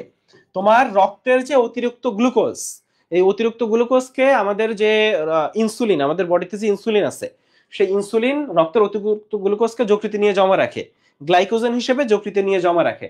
তাহলে যকৃৎ হচ্ছে গ্লাইকোজেন সঞ্চয় করে, যকৃৎ হচ্ছে গ্লাইকোজেন সঞ্চয় করে। যকৃৎ কি কি দেখো, যকৃতের কাজগুলো আমি যদি সংক্ষেপে একটু বলি। যকৃৎ গ্লাইকোজেন সঞ্চয় করে, প্রক্রিয়ার নাম কি? গ্লাইকোজেনেসিস। আচ্ছা, যকৃৎ কিন্তু রক্ত সঞ্চয় করে, হ্যাঁ, প্রায় 1500 সেন্টিমিটার কিউব রক্ত সঞ্চয় করে। হ্যাঁ, আচ্ছা, রক্ত সঞ্চয় যারা করে তাদেরকে ব্লাড রিজার্ভার বলে। আচ্ছা, যকৃতই শুধুমাত্র ব্লাড রিজার্ভার না, আরো একজন ব্লাড রিজার্ভার আছে কিন্তু, সে কি বলতো? সে হচ্ছে আমাদের প্লিহা। প্লিহাও ব্লাড রিজার্ভ করে। আমাকে একটু বলতে হবে প্লিহা কতটুকু ব্লাড রিজার্ভ করে, সব একটু কমেন্ট করে আমাকে বলবা প্লিহা কতটুকু ব্লাড রিজার্ভ করে। আচ্ছা, যকৃৎ কিন্তু ভিটামিন সঞ্চয় করে। তো ভিটামিনের ক্ষেত্রে একটা তথ্য প্রায় আসে যে, দেখো, ভিটামিন আসলে দুইটা ভাগে ভাগ করে, একটা হচ্ছে A D E K, vitamin A, vitamin D, vitamin E, vitamin K, আর ভিটামিন বি সি। তো এই অ্যাডেক যেটা, এটা হচ্ছে স্নেহে দ্রবণীয়, অ্যাডেক হচ্ছে স্নেহে দ্রবণীয়, আর বিসি হচ্ছে পানিতে দ্রবণীয়। এবং তোমরা জানো যে যে পানিতে দ্রবণীয় হয় সে স্নেহ দ্রবণীয় হয় না, আর যে স্নেহ দ্রবণীয় হয় সে পানিতে দ্রবণীয় হয় না। মানে ওই স্নেহ দ্রবণীয় মানেও পানিতে দ্রবণীয় না, আর ও পানিতে দ্রবণীয় মানেও স্নেহ দ্রবণীয় না। তাহলে ভিটামিন অ্যাডেক স্নেহ দ্রবণীয়, আর ভিটামিন বিসি পানিতে দ্রবণীয়। অ্যাডেক স্নেহ দ্রবণীয়, আর বিসি হচ্ছে ভাইয়া পানিতে দ্রবণীয়। আচ্ছা, আমাকে কেউ বলতে পারবা ভিটামিন বি9 এটার নাম কি? ভিটামিন বি9 এর নাম কি? ভিটামিন বি9 এর নাম কি? আচ্ছা, যকৃৎ আরো কিছু কাজ করে, তাই না? ইউরিয়া তৈরি করে। ইউরিয়া তৈরি করে কোন প্রসেসে বলো তো? অর্নিথিন চক্র। যকৃৎ অর্নিথিন চক্রের মাধ্যমে ইউরিয়া তৈরি করে, তাই তো? তাইলে যকৃৎ হচ্ছে অর্নিথিন চক্রের মাধ্যমে ইউরিয়া তৈরি করে। আচ্ছা, যকৃৎ কিন্তু হিমোগ্লোবিনকে ভাঙে, যকৃৎ কিন্তু হিমোগ্লোবিন ভাঙে, তাই না? যকৃৎ হচ্ছে হিমোগ্লোবিন ভাঙে। যকৃৎ পিত্তরস তৈরি করে, যকৃৎ হচ্ছে এই যে পিত্তরস তৈরি করে। যকৃৎ অনেকগুলা কাজ করে ফেললাম। যকৃৎ পিত্তরস তৈরি করে, গ্লাইকোজেন সঞ্চয় করে, রক্তের ব্লাড রিজার্ভার, যকৃৎ ভিটামিন তৈরি করে, যকৃৎ হচ্ছে ইউরিয়া তৈরি করে অর্নিথিন চক্রের মাধ্যমে, যকৃৎ অর্নিথিন চক্রের মাধ্যমে ইউরিয়া তৈরি করে, যকৃৎ হচ্ছে হিমোগ্লোবিন ভাঙে, তাই না? যকৃৎ হচ্ছে হিমোগ্লোবিন ভাঙে, এবং হিমোগ্লোবিন ভাঙলে কি পাওয়া যায় বলো? হিম পাওয়া যায় আর গ্লোবিন পাওয়া যায়। হিম পাওয়া যায় আর গ্লোবিন পাওয়া যায়। হিমের মধ্যে কি থাকে? আয়রন থাকে। এই আয়রনের জন্য রক্ত লাল হয়। হিমের মধ্যে আয়রন থাকে, এই আয়রনের জন্য রক্ত লাল হয়, তাই তো? এবং এই যে আয়রনটা, এই আয়রনটা কোথায় চলে যায়? যকৃতে চলে যায় এই আয়রনটা। তাহলে হিমোগ্লোবিন ভেঙে কি হইলো? হিম আর গ্লোবিন। হিমের মধ্যে কি থাকে? আয়রন। এই আয়রনটা মানে যখন আমাদের রক্ত, আমাদের লাল রক্তকণিকা যেটা আরবিসি, আরবিসি তো ভেঙে যায় 120 দিন পর পর ভাঙে, তাই না? তো ভেঙে যাওয়ার পরে যে এই আয়রনটা, এই আয়রনটা কিন্তু যকৃতে চলে যায়, যকৃতে ফেরিটিন হিসেবে জমা থাকে। এই আয়রনটা যকৃতে চলে যায় এবং যকৃতে ফেরিটিন হিসেবে জমা থাকে। তাহলে আয়রনটা যকৃতে চলে যায়, আয়রনটা হচ্ছে যকৃতে চলে যায় এবং যকৃতে ফেরিটিন হিসেবে জমা থাকে, যকৃতে ফেরিটিন হিসেবে জমা থাকে।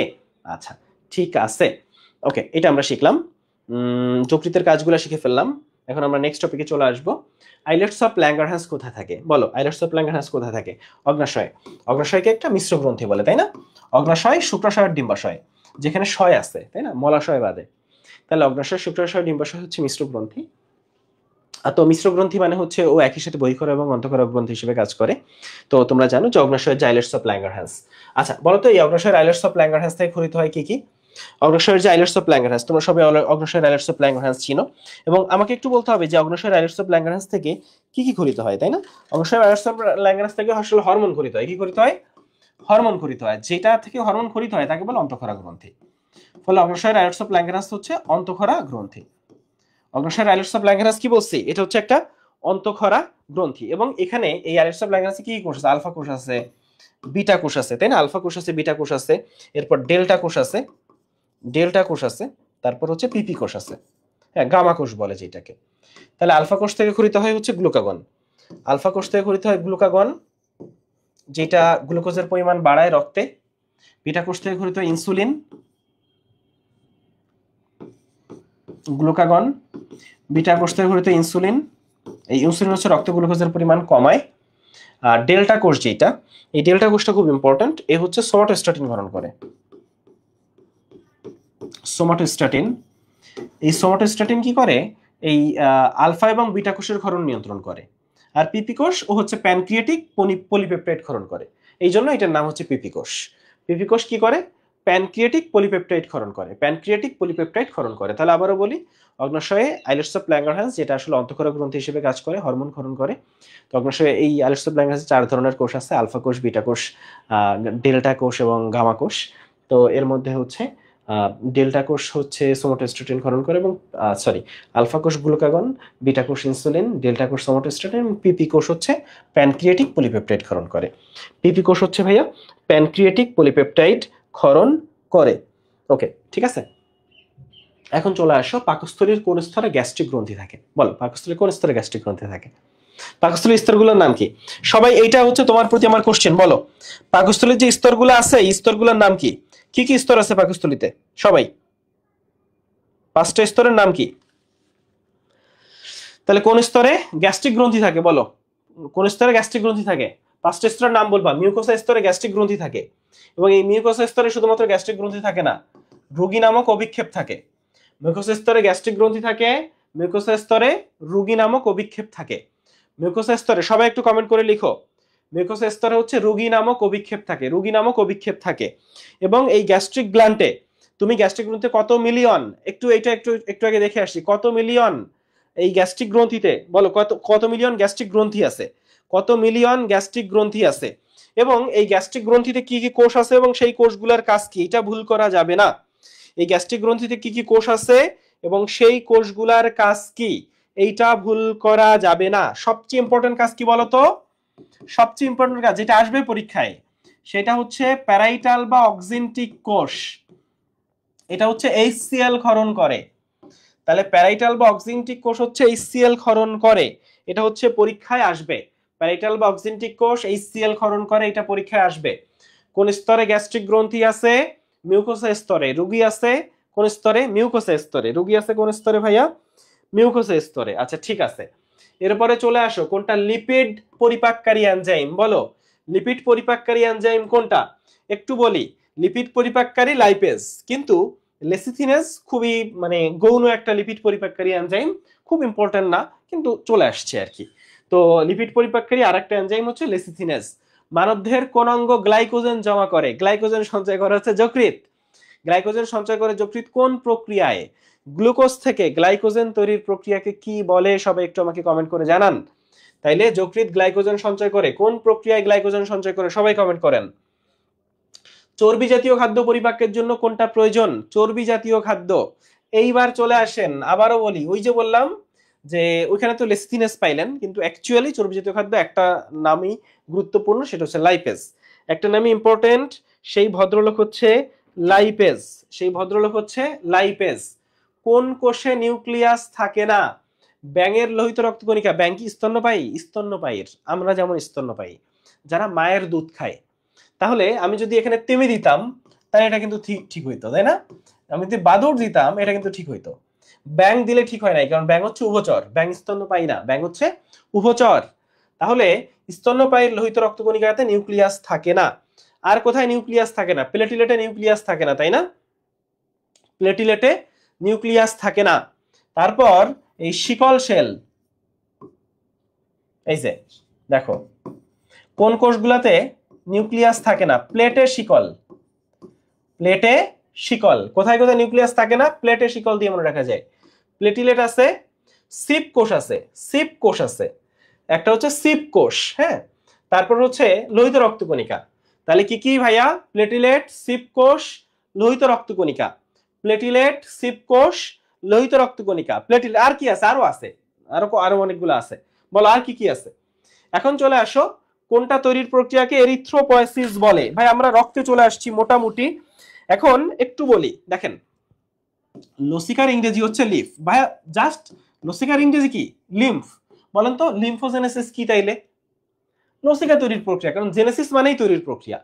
লসিকের ইংরেজি হচ্ছে লিম্ফ। হ্যাঁ, এরপরে রক্তকণিকা। রক্তকণিকাকে এখন বলেন, রক্তকণিকা বলতে মেইনলি আরবিসি বোঝায়। আর আরবিসি মানে কি? হিমোগ্লোবিন। হিমোগ্লোবিন মানে কি? হিম। ব্যাপারটা বোঝা গেছে? মানে হিমকে রক্ত বলা হয় আসলে। তাহলে রক্তকণিকা তৈরির প্রক্রিয়া কি বলেন? হিমাটোপয়েসিস। হিমাটো, কারণ আবারও বলি, রক্তকণিকা মেইনলি হচ্ছে আরবিসি, তাই না? মোট 45% রক্তকণিকার মধ্যে 40%ই আরবিসি। আর আরবিসি মানে হিমোগ্লোবিন, হিমোগ্লোবিন মানেই হিম। ফলে হিমাটোপয়েসিস মানে রক্তকণিকা তৈরির প্রক্রিয়া। যেমন এরিথ্রোসাইট হচ্ছে লোহিত রক্তকণিকা। তাহলে বলেন যে এরিথ্রোপয়েসিস কি? এরিথ্রোসাইট হচ্ছে লোহিত রক্তকণিকা, তাহলে এরিথ্রোপয়েসিস হচ্ছে লোহিত রক্তকণিকা তৈরির প্রক্রিয়া। আচ্ছা, এরিথ্রোপয়েসিস হচ্ছে লোহিত রক্তকণিকার প্রক্রিয়া। তবে সবাই একটু কমেন্ট করে আমাকে বলবা হিমোস্টাসিস কি জিনিস? হিমোস্টাসিস। হিমাটোপয়েসিস হচ্ছে রক্তকণিকা তৈরির প্রক্রিয়া, লোহিত রক্তকণিকা তৈরির প্রক্রিয়া এরিথ্রোপয়েসিস। যেমন আমি যদি বলি যে লিউকোসাইট হচ্ছে শ্বেত রক্তকণিকা, তাহলে লিউকোপয়েসিস হচ্ছে শ্বেত রক্তকণিকা তৈরির প্রক্রিয়া। লিউকোপয়েসিস হচ্ছে শ্বেত রক্তকণিকা তৈরির প্রক্রিয়া। যেমন মেগাক্যারিওসাইট হচ্ছে অণুচক্রিকা। অণুচক্রিকা হচ্ছে মেগাক্যারিওসাইট থেকে তৈরি হয়। তাহলে মেগাক্যারিওপয়েসিস কি? অণুচক্রিকা তৈরির প্রক্রিয়া। আচ্ছা, এটাকে আসলে থ্রোম্বোপয়েসিসও বলে। অণুচক্রিকা তৈরির প্রক্রিয়াকে বলে থ্রোম্বোপয়েসিস। কি বলে? থ্রোম্বোপয়েসিসও বলে। লিউকোপয়েসিস শ্বেত রক্তকণিকা তৈরির প্রক্রিয়া। হিমোস্টাসিস কি? এটা হচ্ছে তোমার প্রতি আমার কোশ্চেন। তোমার প্রতি আমার কোশ্চেন হচ্ছে হিমোস্টাসিস কি? হিমোস্টাসিস কি বলো? হিমোস্টাসিসটা কি? ক্লাস খুব বেশি 2 ঘন্টার আগে শেষ করে দিব আমি। ক্লাস 2 ঘন্টার আগে শেষ হবে, ঠিক আছে? ওকে।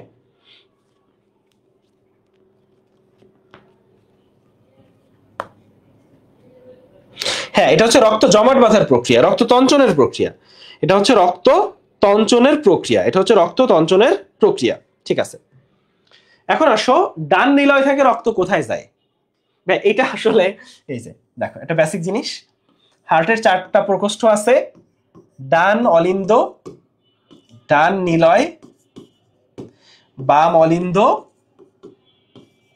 আর বাম নিলয়। তো খেয়াল করো, একটু মনোযোগ দাও। এই যে ডান অলিন্দ থেকে রক্ত যায় ডান নিলয়ে, বাম অলিন্দ থেকে বাম নিলয়ে। এটা নিয়ে তো কোনো কনফিউশন নাই। কনফিউশন হচ্ছে ডান নিলয় আর বাম নিলয়। ডান নিলয় থেকে রক্ত যায় ফুসফুসে। ডান নিলয় থেকে রক্ত কোথায় যায়? ফুসফুসে যায়। কার মাধ্যমে যায়? পালমোনারি ধমনির মাধ্যমে যায়। কি যুক্ত রক্ত যায়? কার্বন ডাই অক্সাইড যুক্ত রক্ত যায়। ফুসফুসেই হচ্ছে কার্বন ডাই অক্সাইড যুক্ত রক্তটা এক্সচেঞ্জ হয়ে অক্সিজেন যুক্ত রক্ত, এবং অক্সিজেন যুক্ত রক্ত হৃৎপিণ্ডে প্রবেশ করে। অর্থাৎ এই যে ফুসফুস থেকে বাম অলিন্দে আসে হচ্ছে অক্সিজেন যুক্ত রক্ত, পালমোনারি শিরার মাধ্যমে অক্সিজেন যুক্ত রক্ত আসে। তাহলে আবারও বলি, ফুসফুসে যায় হচ্ছে পালমোনারি ধমনী, কার্বন ডাই অক্সাইড যুক্ত রক্ত নিয়ে যায়। আর ফুসফুস থেকে অক্সিজেন যুক্ত রক্ত পালমোনারি শিরার মাধ্যমে বাম অলিন্দে আসে। বাম অলিন্দ থেকে রক্ত বাম নিলয়ে আসে, আর বাম নিলয় থেকে রক্ত যায় কোথায়? অ্যাওর্টাতে। বাম নিলয় থেকে রক্ত যায় হচ্ছে অ্যাওর্টাতে। বাম নিলয় থেকে রক্ত যায় অ্যাওর্টাতে, ঠিক আছে? বাম নিলয় থেকে রক্ত যায় হচ্ছে অ্যাওর্টাতে। ওকে, আচ্ছা, ঠিক আছে। তাহলে আমরা আবার একটু দেখি। তাহলে আমরা কি হার্টটা আর একটু ডিটেইলসে আলোচনা করব? তোমরা একটু সবাই কমেন্ট করো, আমি কি হার্টটা আর একটু ডিটেইলসে আলোচনা করব? তুমি কি চাও আমি হার্টটা আর একটু ডিটেইলসে আলোচনা করি? যারা যারা চাও তারা কমেন্ট করো, তাহলে আমি হার্টটা একটু ডিটেইলসে আলোচনা করতে পারি। হার্টটা কিন্তু ইম্পর্টেন্ট টপিক। হ্যাঁ, হার্টটা হচ্ছে ভাইয়া ইম্পর্টেন্ট টপিক। এই সবাই দেখে দেখে বলতেছো, দুষ্ট আমি করা যাবে না। আচ্ছা, ঠিক আছে। তাহলে হার্টটা আমি আর একটু ডিটেইলসে আলোচনা করি। দেখো, হার্টের হচ্ছে 4টা প্রকোষ্ঠ আছে। এই যে ডান অলিন্দ, ডান নিলয়, বাম অলিন্দ, বাম নিলয়। এখন বুঝো, 3টা বড় ধমনির মাধ্যমে ডান অলিন্দে রক্ত আসে। কি যুক্ত রক্ত আসে? কার্বন ডাই অক্সাইড যুক্ত রক্ত আসে। ডান অলিন্দে 3টা বড় ধমনির মাধ্যমে, এই ধমনীগুলোর নাম সুপিরিয়র ভেনা ক্যাভা। এই সুপিরিয়র ভেনা ক্যাভার মাধ্যমে তুমি তোমার হার্টটাকে কল্পনা করো, হার্টের ডায়ালিন্দে কার্বন ডাইঅক্সাইড যুক্ত রক্ত, দূষিত রক্ত ঢুকতেছে সুপিরিয়র ভেনা ক্যাভার মাধ্যমে দেহের উপরের অংশ থেকে। সুপিরিয়র ভেনা ক্যাভা, সুপিরিয়র ভেনা ক্যাভার মাধ্যমে দেহের উপরের অংশ থেকে। এরপরে আছে এখানে কি করোনারি সাইনাস, এটা হচ্ছে করোনারি সাইনাস। মনে রাখবা করোনারি মানে হচ্ছে হৃৎপিণ্ড, যেখানে করোনারি দেখবা বুঝবা যে হৃৎপিণ্ড সম্পর্কিত কিছু বলতেছে। যদি হচ্ছে ক্যারোটিড, ক্যারোটিড ক্যারোটিড শুনলেই বুঝবা এটা মাথা নিয়ে বলতেছে। ক্লিয়ার? আচ্ছা, করোনারি সাইনাস হচ্ছে হৃৎপিণ্ড থেকে যে কার্বন ডাইঅক্সাইড যুক্ত রক্ত সেটা আসে। আর inferior vena cava, inferior vena cava, vena cava দিয়ে হচ্ছে দেহের নিচের অংশ থেকে কার্বন ডাইঅক্সাইড যুক্ত রক্ত ডানালিন্দে প্রবেশ করে। তাহলে superior vena cava, coronary sinus, inferior vena ক্যাভার মাধ্যমে ডানালিন্দে কার্বন ডাইঅক্সাইড যুক্ত রক্ত প্রবেশ করলো। এবং এখানে একটু বলি, এই যে করোনারি সাইনাসের এখানে একটা কপাটিকা আছে এবং সুপিরিয়র ভেনা ক্যাভার মুখে এখানে একটা কপাটিকা আছে। কি বলছি? করোনারি সাইনাস এবং সুপিরিয়র ইনফিরিয়র ভেনা ক্যাভার এখানে একটা কপাটিকা আছে। করোনারি সাইনাসের এখানের কপাটিকা বলে থিবেসিয়ান কপাটিকা। কি কপাটিকা বলে? করোনারি সাইনাসের এখানের কপাটিকাকে বলে থিবেসিয়ান কপাটিকা। রক্ত যেন হার্টে ঢোকার পর হার্ট থেকে আর বেরোইতে না পারে, তাই এই থিবেসিয়ান কপাটিকা থাকে। আর ইনফেরিয়র ভেনা ক্যাভার এখানে থাকে হচ্ছে ইউস্টেশিয়ান কপাটিকা। ইউস্টেশিয়ান কপাটিকা, কপাটিকার কাজ আসলে রক্তকে উভমুখী প্রবাহে বাধা দেওয়া। রক্ত যেন একমুখী প্রবাহটা হয়, রক্ত যেন ব্যাক করে পিছনে আর না যাইতে পারে, মানে একবার ঢুকছে আর বেরোইতে পারবা না। এটা হচ্ছে কপাটিকা গুলার কাজ। করোনারি সাইনাসের এখানে থিবেসিয়ান কপাটিকা, ইনফিরিয়র ভেনা ক্যাভার এখানে ইউস্টেশিয়ান কপাটিকা। ডান অলিন্দ থেকে কার্বন ডাইঅক্সাইড যুক্ত রক্ত আসে ডান নিলয়ে। এখানে তিনটা মানে তিনটা কাস্প যুক্ত ট্রাইকাস্পিড কপাটিকা থাকে। এখানে থাকে হচ্ছে ট্রাই কাস্পিড, কাস্পিড কপাটিকা। আর বাম অলিন্দ বাম নিলয়ের মাঝে আবারও খেয়াল করো ভাইয়া, বাম অলিন্দ বাম নিলয়, বাম অলিন্দ বাম নিলয়ের মাঝে আছে দুইটা কাস্প, তাই এইটার নাম বাইকাস্পিড, বাইকাস্পিড কপাটিকা। তাই এখানে আছে কি ভাইয়া? বাইকাস্পিড কপাটিকা। তাহলে এখানে ট্রাইকাস্পিড, এখানে বাইকাস্পিড গেল। এখন আসো, এখন সোজা বাংলা দেখো, তিনটা ধমনীর মাধ্যমে কার্বন ডাইঅক্সাইড যুক্ত রক্ত ডান অলিন্দে আসলো, ডান অলিন্দ থেকে ট্রাইকাস্পিড কপাটিকা পার হয়ে ডান নিলয়ে আসলো। ডান নিলয় থেকে রক্ত চলে গেল কোথায়? ফুসফুসে। ডান নিলয় থেকে রক্ত চলে গেল ফুসফুসে। কি যুক্ত রক্ত? কার্বন ডাইঅক্সাইড যুক্ত রক্ত। ডান অলিন্দ থেকে ডান নিলয়, ডান নিলয় থেকে ফুসফুস। এবং কার্বন ডাইঅক্সাইড যুক্ত রক্ত কিসের মাধ্যমে গেল? পালমোনারি ধমনির মাধ্যমে। যদি কোথাও দেখো পালমোনারি শব্দ, বুঝবা যে এটা ফুসফুস সম্পর্কিত, ফুসফুসে ঢুকছে নাহলে ফুসফুস থেকে বেরোইছে। তাহলে পালমোনারি ধমনি ফুসফুসে প্রবেশ করে। এবং এখানে আরো একটা বেসিক তথ্য যে তুমি জানো, আচ্ছা একটা বলছি, ভুল বলছি, সেটা হচ্ছে সুপিরিয়র, ইনফিরিয়র, করোনারি সাইনাস এগুলো হচ্ছে শিরা। এগুলা কি ভাইয়া? শিরা। কারণ শিরাই কার্বন ডাইঅক্সাইড যুক্ত রক্ত পরিবহন করে, শিরাই হচ্ছে কার্বন ডাইঅক্সাইড যুক্ত রক্ত পরিবহন করে, আর ধমনী হচ্ছে অক্সিজেন যুক্ত রক্ত পরিবহন করে। তাহলে একটা ব্যতিক্রম আছে, পালমোনারি ধমনী। তাহলে শিরা কার্বন ডাইঅক্সাইড যুক্ত রক্ত, কিন্তু একটা ধমনী কার্বন ডাইঅক্সাইড যুক্ত পরিবহন করে, তার নাম পালমোনারি ধমনী। ক্লিয়ার? আচ্ছা, তাহলে ফুসফুস থেকে অক্সিজেন যুক্ত রক্ত বাম অলিন্দে আসে, বাম অলিন্দ থেকে বাইকাস্পিড কপাটিকার মাধ্যমে বাম নিলয়ে আসে, বাম নিলয় থেকে অক্সিজেন যুক্ত রক্ত অ্যাওর্টার মাধ্যমে, অ্যাওর্টাকে বলে মহাধমনী, অ্যাওর্টাকে কি বলে? মহাধমনী। অ্যাওর্টাকে বলে হচ্ছে মহাধমনী। তাহলে বাম নিলয় থেকে মহাধমনীর মাধ্যমে, এই অ্যাওর্টার মাধ্যমে অক্সিজেন যুক্ত রক্ত সারা দেহে চলে যায়, অক্সিজেন যুক্ত রক্ত সারা দেহে চলে যায়। এখন একটা জিনিস বলি, ডান নিলয় থেকে পালমোনারি ধমনীর প্রবেশ মুখে এখানে একটা কপাটিকা আছে, আর এই বাম নিলয় থেকে অ্যাওর্টায় প্রবেশ মুখে আরেকটা কপাটিকা আছে। তাহলে 6টা কপাটিকা। করোনারি সাইনাসের মাঝে একটা, করোনারি সাইনাস ডান অলিন্দের মাঝে, ইনফিরিয়র ভেনা ক্যাভা ডান অলিন্দের মাঝে, ডান নিলয় ফুসফুস, আবার বাম নিলয় অ্যাওর্টা, আর ডান অলিন্দ ডান নিলয়ের মাঝে ট্রাইকাস্পিড, বাম অলিন্দ বাম নিলয়ের মাঝে বাইকাস্পিড। তাইলে মোট 6টা কপাটিকা এখানে আছে। তাহলে মোটামুটি বোঝা গেছে না? সবাই একটু কমেন্ট করে বলেন মোটামুটি বোঝা গেছে কিনা। এই শোনো, তোমরা এই যে বিভিন্ন বাচ্চাদের মতো প্রশ্ন করো, ধরো তো আমি কৃষিতে পরীক্ষা দিব, তাই না? তাহলে আমার প্রথম কাজ কি জানো? আমার কৃষির সার্কুলারটা ভালোভাবে পড়া, কৃষি এক্সামের সার্কুলার, এটা তোমার জন্যই পড়া উচিত। যে অ্যাডমিট কার্ডে কি কি লেখা আছে, অ্যাডমিট কার্ডে কি কি আছে, আমার কি কি নিয়ে যাইতে হবে, কি নিয়ে যাইতে হবে না, পরীক্ষায় কত নাম্বারের পরীক্ষা হবে, কোন সাবজেক্টে কত, হ্যাঁ এগুলো আমাদের জানা দরকার না? এগুলো তো আগে জানতে হবে, তাই না? আচ্ছা, ঠিক আছে, বোঝা গেছে, গুড। এখন চলে আসো আমরা নেক্সটে চলে যাই। মানবদেহে লোহিত রক্তকণিকা শ্বেত রক্তকণিকার অনুপাত কত বলো? 700:1, তাই না? বা যদিও এখন আসলে 600:1, কারণ এগুলো আগের প্রশ্ন তো। এখন হচ্ছে 600:1। প্রাণীর লোহিত রক্তকণিকা পানিতে ডুবালে কি হয় বলো? প্রাণীর লোহিত রক্তকণিকা হলে এই যে স্ফীত হয়ে ফেটে যায়, স্ফীত হয়ে ফেটে যায়। মানুষের রক্তের পিএইচ কত বলো? মানুষের রক্তের পিএইচ, মানুষের রক্তের পিএইচ হচ্ছে, দেখো মানুষের রক্তের পিএইচ হচ্ছে 7-এর উপরে। 7-এর উপরে রক্ত সামান্য ক্ষারীয়, রক্ত হচ্ছে সামান্য ক্ষারীয়। 7-এর উপরে একটা পিএইচি দেওয়া আছে, 7-এর উপরে একটা পিএইচি দেওয়া আছে, 7-এর উপরে একটা পিএইচি দেওয়া আছে। করোনারি ধমনী কোথায় রক্ত সরবরাহ করে? আমি আবারও বলি, যদি দেখো যে করোনারি তাহলে বুঝবা হার্ট বুঝাচ্ছে, যদি দেখো যে ক্যারোটিড বুঝবা মাথা বোঝাচ্ছে, যদি দেখো পালমোনারি বুঝবা ফুসফুস বোঝাচ্ছে। পালমোনারি দেখলেই বুঝবা ফুসফুস বোঝাচ্ছে। রক্তের শতভাগ কত ভাগ রক্তরস? 55 ভাগ রক্তরস, 45 ভাগ রক্ত কণিকা। এর মধ্যে আবার 44% হচ্ছে আরবিসি, এর মধ্যে আবার 44% আরবিসি, 44% আরবিসি, 44% হচ্ছে আরবিসি। রক্তের কোন কণিকার উপর রোগ প্রতিরোধ ক্ষমতা? এটা হচ্ছে রক্তের কাজগুলা, ঠিক আছে? আরবিসির বেসিক কাজগুলা কি? যেমন আরবিসির কাজ যদি আমি বেসিক কাজ বলি, একটা কাজ তোমাকে কোনোভাবে ভুল করা যাবে না, যে আরবিসি হচ্ছে অক্সিজেন পরিবহন করে। কি বলছি ভাইয়া? আমাদের যে আরবিসি, আরবিসি কি করে? অক্সিজেন পরিবহন করে। আরবিসি হচ্ছে অক্সিজেন পরিবহন করে। আরবিসির প্লাজমা ঝিল্লিতে অ্যান্টিজেন আছে, অর্থাৎ আরবিসি ব্লাড গ্রুপিং করে। আরবিসি অক্সিজেন পরিবহন করে, আরবিসি ব্লাড গ্রুপিং এর জন্য দায়ী, আরবিসি ব্লাড গ্রুপিং এর জন্য দায়ী।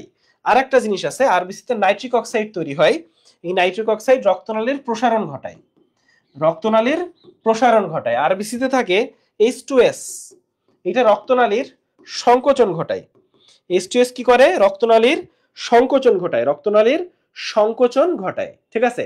তাহলে আরবিসি অক্সিজেন পরিবহন করে, আরবিসি ব্লাড গ্রুপিং এর জন্য দায়ী, কারণ আমাদের আরবিসির প্লাজমা ঝিল্লিতে একটা অ্যান্টিজেন থাকে, এই অ্যান্টিজেনে মানে যে অ্যান্টিজেন আছে ওইটাই তোমার ব্লাড গ্রুপ। আমার ব্লাড গ্রুপ এবি, কারণ আমার আরবিসির প্লাজমা ঝিল্লিতে এ আর বি এই দুইটা অ্যান্টিজেন আছে। তোমার ব্লাড গ্রুপ যদি ও হয় তাহলে তোমার আরবিসির প্লাজমা ঝিল্লিতে কোনো অ্যান্টিজেন নাই। আচ্ছা, তাইলে নাইট্রিক অক্সাইড হচ্ছে রক্তনালীকে প্রসারিত করে, H2S রক্তনালীকে সংকুচিত করে, আরবিসি ব্লাড গ্রুপিং এর জন্য দায়ী, আরবিসি অক্সিজেন পরিবহন করে, আরবিসি হচ্ছে অক্সিজেন পরিবহন করে। আর এখানে রোগ প্রতিরোধ ক্ষমতা, তো তুমি জানো যে শ্বেত রক্তকণিকার কথা আসলেই রোগ প্রতিরোধের কথা আসবে, এবং শ্বেত রক্তকণিকার অনেকগুলো ভাগ আছে, এবং শ্বেত রক্তকণিকার যে কাজগুলা সেগুলা কিন্তু তোমাকে অবশ্যই অবশ্যই জানতে হবে। শ্বেত রক্তকণিকার কোষগুলা যদি তুমি মানে ভুল করো তাহলে কিন্তু বিশাল একটা পাপ টাইপের হবে, ঠিক আছে? তো তুমি জানো অলরেডি যে মামনি ফ্যাগোসাইটোসিস করে, মামনি হচ্ছে ফ্যাগোসাইটোসিস করে। মামনি ফ্যাগোসাইটোসিস করে মানে কি? দেখো, মাতে হচ্ছে ম্যাক্রোফেজ, মাতে হচ্ছে ম্যাক্রোফেজ, মতে হচ্ছে মনোসাইট, আর নিতে হচ্ছে নিউট্রোফিল, নিউট্রোফিল নিতে হচ্ছে, আচ্ছা মনোসাইট, আর নিতে হচ্ছে নিউট্রোফিল, ঠিক আছে? তো তুমি জানো যে মনোসাইট গুলো বড় হইলেই তাকে ম্যাক্রোফেজ বলে। তো এই মামনি হচ্ছে ফ্যাগোসাইটোসিস করে, মামনি হচ্ছে ফ্যাগোসাইটোসিস করে। লিম্ফোসাইট কি বলে? লিম্ফোসাইট কি বলে? আণুবীক্ষণিক সৈনিক, তাই না? লিম্ফোসাইট, লিম্ফোসাইট হচ্ছে অ্যান্টিবডি তৈরি করে, অ্যান্টিবডি তৈরি করে। লিম্ফোসাইটকে বলে দেহের আণুবীক্ষণিক সৈনিক, লিম্ফোসাইটকে বলে দেহের আণুবীক্ষণিক সৈনিক। মামনি হচ্ছে ফ্যাগোসাইটোসিস করে। আর হচ্ছে ইওসিনোফিল কি করে? ইওসিনোফিল, দেখো বেসোফিল দুইটা কাজ করে, হেপারিন আর হিস্টামিন ক্ষরণ করে, হেপারিন ক্ষরণ করে আর হিস্টামিন ক্ষরণ করে। আর ইওসিনোফিল হচ্ছে রক্তে প্রবেশকৃত কৃমির লার্ভার অ্যালার্জিক অ্যান্টিবডি ধ্বংস করে। আবারও বলি, ইওসিনোফিল রক্তে প্রবেশকৃত কৃমির লার্ভার অ্যালার্জিক অ্যান্টিবডি ধ্বংস করে। তাইলে ইওসিনোফিল হচ্ছে রক্তে প্রবেশকৃত কৃমির লার্ভা আর অ্যালার্জিক অ্যান্টিবডি ধ্বংস করে। তাহলে এই হচ্ছে তোমার রক্তকণিকার লোহিত রক্তকণিকা পড়লাম, শ্বেত রক্তকণিকা পড়লাম। আর অনুচক্রিকার কাজ তো মেইনলি হচ্ছে তোমার রক্ত জমাট বাঁধা। অনুচক্রিকার মেইন কাজ হচ্ছে রক্ত জমাট বাঁধা। তাহলে বেসোফিল হেপারিন হিস্টামিন ক্ষরণ করে, লিম্ফোসাইট অ্যান্টিবডি তৈরি করে, লিম্ফোসাইটকে বলে আণুবীক্ষণিক সৈনিক। মামুনি হচ্ছে ফ্যাগোসাইটোসিস করে। তো এখানে হচ্ছে নিউট্রোফিল, মনোসাইট, ম্যাক্রোফিজ, এই তিনজন হচ্ছে ফ্যাগোসাইটোসিস করে। কোন অঙ্গের শিরায় সবচেয়ে বেশি অক্সিজেন থাকে? এটা একটু জানতে হবে। ফুসফুসের শিরায় সবচেয়ে বেশি অক্সিজেন থাকে। ফুসফুসের শিরায় সবচেয়ে বেশি অক্সিজেন থাকে। ফুসফুসের শিরায় সবচেয়ে, খুব স্বাভাবিক, এটা একটু মাথা খাটাইলেই বোঝা যায়, তাই না? কারণ ফুসফুসেই হচ্ছে অক্সিজেন থাকে, ফলে ফুসফুসের শিরাতেই সবচেয়ে বেশি অক্সিজেন থাকবে, এটাই স্বাভাবিক। রক্ত জমাট বাঁধার জন্য কোনটি প্রয়োজন হয় না? রক্ত জমাট বাঁধার জন্য অনুচক্রিকা রক্ত জমাট বাঁধায়। আর এইটা রক্ত জমাট বাঁধার যে 13টি ফ্যাক্টর আছে, 13টা ফ্যাক্টরের মেইন ফ্যাক্টর 4টা, সেই 4টা ফ্যাক্টরের নাম সবাই একটু কমেন্ট করে লিখো। 13টা রক্ত জমাট বাঁধার মেইন ফ্যাক্টর 13টা, সেই 4টা মানে 13টা 4টা মেইন ফ্যাক্টর। তো সেই 4টা ফ্যাক্টরের এই 2টা ফ্যাক্টর, এটা রক্ত জমাট বাঁধার ফ্যাক্টর, এটা তো অনুচক্রিকা রক্ত জমাট বাঁধায়। আর হরমোন রক্ত জমাট বাঁধায়, হরমোনের কোনো ভূমিকা নাই। হৃৎপিণ্ডের প্রসারণকে কি বলে? তোমরা এটা খুব গুরুত্বপূর্ণ। হার্টের যে সিস্টোল এবং ডায়াস্টোল, সংকোচনকে বলে সিস্টোল, দন্তীয় স দিয়ে মনে রাখবা, শতে সংকোচন শতে সিস্টোল, আর প্রসারণকে বলে ডায়াস্টোল। এইটা গেল। আর সাথে সাথে একটু অ্যাট্রিয়ামের সিস্টোল, অ্যাট্রিয়ামের ডায়াস্টোল, ভেন্ট্রিকলের সিস্টোল, ভেন্ট্রিকলের ডায়াস্টোলের সময়টা একটু জানতে হবে। আমাকে একটু সবাই কমেন্ট করে বলবা অ্যাট্রিয়ামের ডায়াস্টোলের সময়কালটা কত। এটা, এই 4টা কিন্তু জানতে হবে। আমাকে সবাই একটু কমেন্ট করে বলো অ্যাট্রিয়ামের ডায়াস্টোলের সময়কালটা কত। সবাই, অ্যাট্রিয়ামের ডায়াস্টোলের সময়কালটা কত? অ্যাট্রিয়ামের ডায়াস্টোলের সময়কাল কত? আচ্ছা, ঠিক আছে, গুড। এখন চলে আসো অস্থির সাথে পেশি। আমরা কিন্তু 7 নম্বর অধ্যায়ে চলে আসছি। তাহলে আমরা হচ্ছে 4টা অধ্যায় শেষ করছি, 1 2 3 4, মোটামুটি 4টা অধ্যায় শেষ করলাম। এর বাইরে আমি একটু দেখি। না, ঠিক আছে। তো এই অধ্যায়ে তুমি ঘুরে ফিরে খেয়াল করলেই দেখবা যে এই জায়গাগুলো থেকে প্রশ্ন আসে। হ্যাঁ, যে দেখো অ্যাট্রিয়ামের সিস্টোল হচ্ছে 0.1, দেখো অ্যাট্রিয়ামের ডায়াস্টোল হচ্ছে, একটা জানলে কিন্তু আরেকটা পারবা, কারণ সিস্টোল আর ডায়াস্টোল মিলে হচ্ছে 0.8 হবে, তাই না? সিস্টোল আর ডায়াস্টোল মিলে হচ্ছে 0.8 হবে। ভেন্ট্রিকলের সিস্টোল হচ্ছে 0.3, ভেন্ট্রিকলের ডায়াস্টোল হচ্ছে 0.8, সরি 0.5। এবং ভেন্ট্রিকলের সিস্টোলের সময় কি শব্দ হয়? লাভ শব্দ। এর ভেন্ট্রিকুলার ডায়াস্টোলের কি শব্দ সময় কি হয়? ডাব। তাহলে ভেন্ট্রিকুলার সিস্টোলের সময় লাভ নামে একটা শব্দ হয়, আর ভেন্ট্রিকুলার ডায়াস্টোলের সময় হচ্ছে ডাব নামে একটা শব্দ হয়। ভেন্ট্রিকুলার সিস্টোলের সময় লাভ এবং ভেন্ট্রিকুলার ডায়াস্টোলের সময় হচ্ছে ডাব নামে একটা শব্দ হয়ে থাকে। এখন চলে আসো, আমরা হচ্ছি এখন 7 নম্বর অধ্যায় পড়বো। আমরা হচ্ছে এখন 7 নম্বর অধ্যায় পড়বো। 7-এর পরে পড়বো হচ্ছে তোমার 5 আর 11, তাই তো? তো মোটামুটি আর মানে আমরা বেশিরভাগই পড়ে ফেলছি। আমরা 6টা লেকচারে ভাগ করছিলাম, আমাদের 4টা লেকচার শেষ আর 2টা লেকচার বাকি। তো মোটামুটি আমরা 2 ঘন্টার ভিতরে শেষ করে ফেলতে পারবো ইনশাআল্লাহ। তো এখন একটু খেয়াল করো, আমরা এখন হচ্ছে মানবদেহের যখন পড়বো, তখন এখানে তোমার মানবদেহ জন্মের সময় বোন ছিল হচ্ছে 300টা, এবং পরবর্তীতে আস্তে আস্তে আস্তে আস্তে বোনগুলা ফিউজ হয়।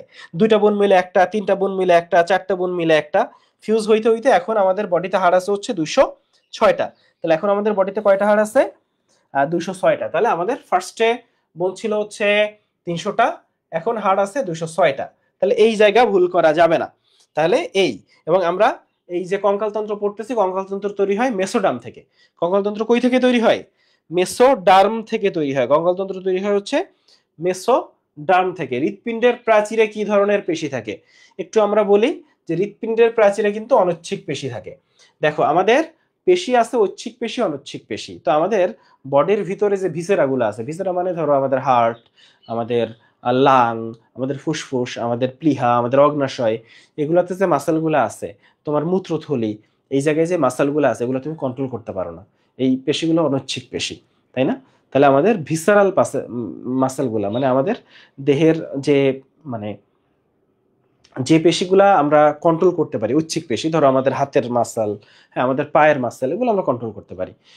তাহলে যেগুলো কন্ট্রোল করতে পারি না সেগুলোকে অনৈচ্ছিক পেশি বলে। আমাদের ভিসেরাতে এই মাসেলগুলো আছে, আর হার্টে অনৈচ্ছিক পেশি আছে, আর হার্টে আছে হচ্ছে অনৈচ্ছিক পেশি। মানবদেহের মেরুদণ্ড কয়টা কশেরুকা নিয়ে গঠিত? এখন দেখো, ধরো এখানে 33টা আছে। তুমি জানো যে মেরুদণ্ড ফার্স্টেই 33টা, পরবর্তীতে এগুলো ফিউজ হয়ে 26টা হয়। এগুলো ফিউজ হয়ে পরবর্তীতে হয় হচ্ছে 26টা, তাইলে ফিউজ হয়ে হয় হচ্ছে 26টা। তাহলে এই যে জায়গাগুলো ধরো মেরুদণ্ডে কয়টা কশেরুকা, 26টা কশেরুকা। তাহলে এখানে থোরাসিক কশেরুকা কয়টা আমাকে একটু বলো তো, সবাই একটু আমাকে কমেন্ট করে বলো। থোরাসিক কশেরুকা কয়টা? 12টা। থোরাসিক কশেরুকা হচ্ছে 12টা। হ্যাঁ, আর আমাদের পরশুকা 12 জোড়া।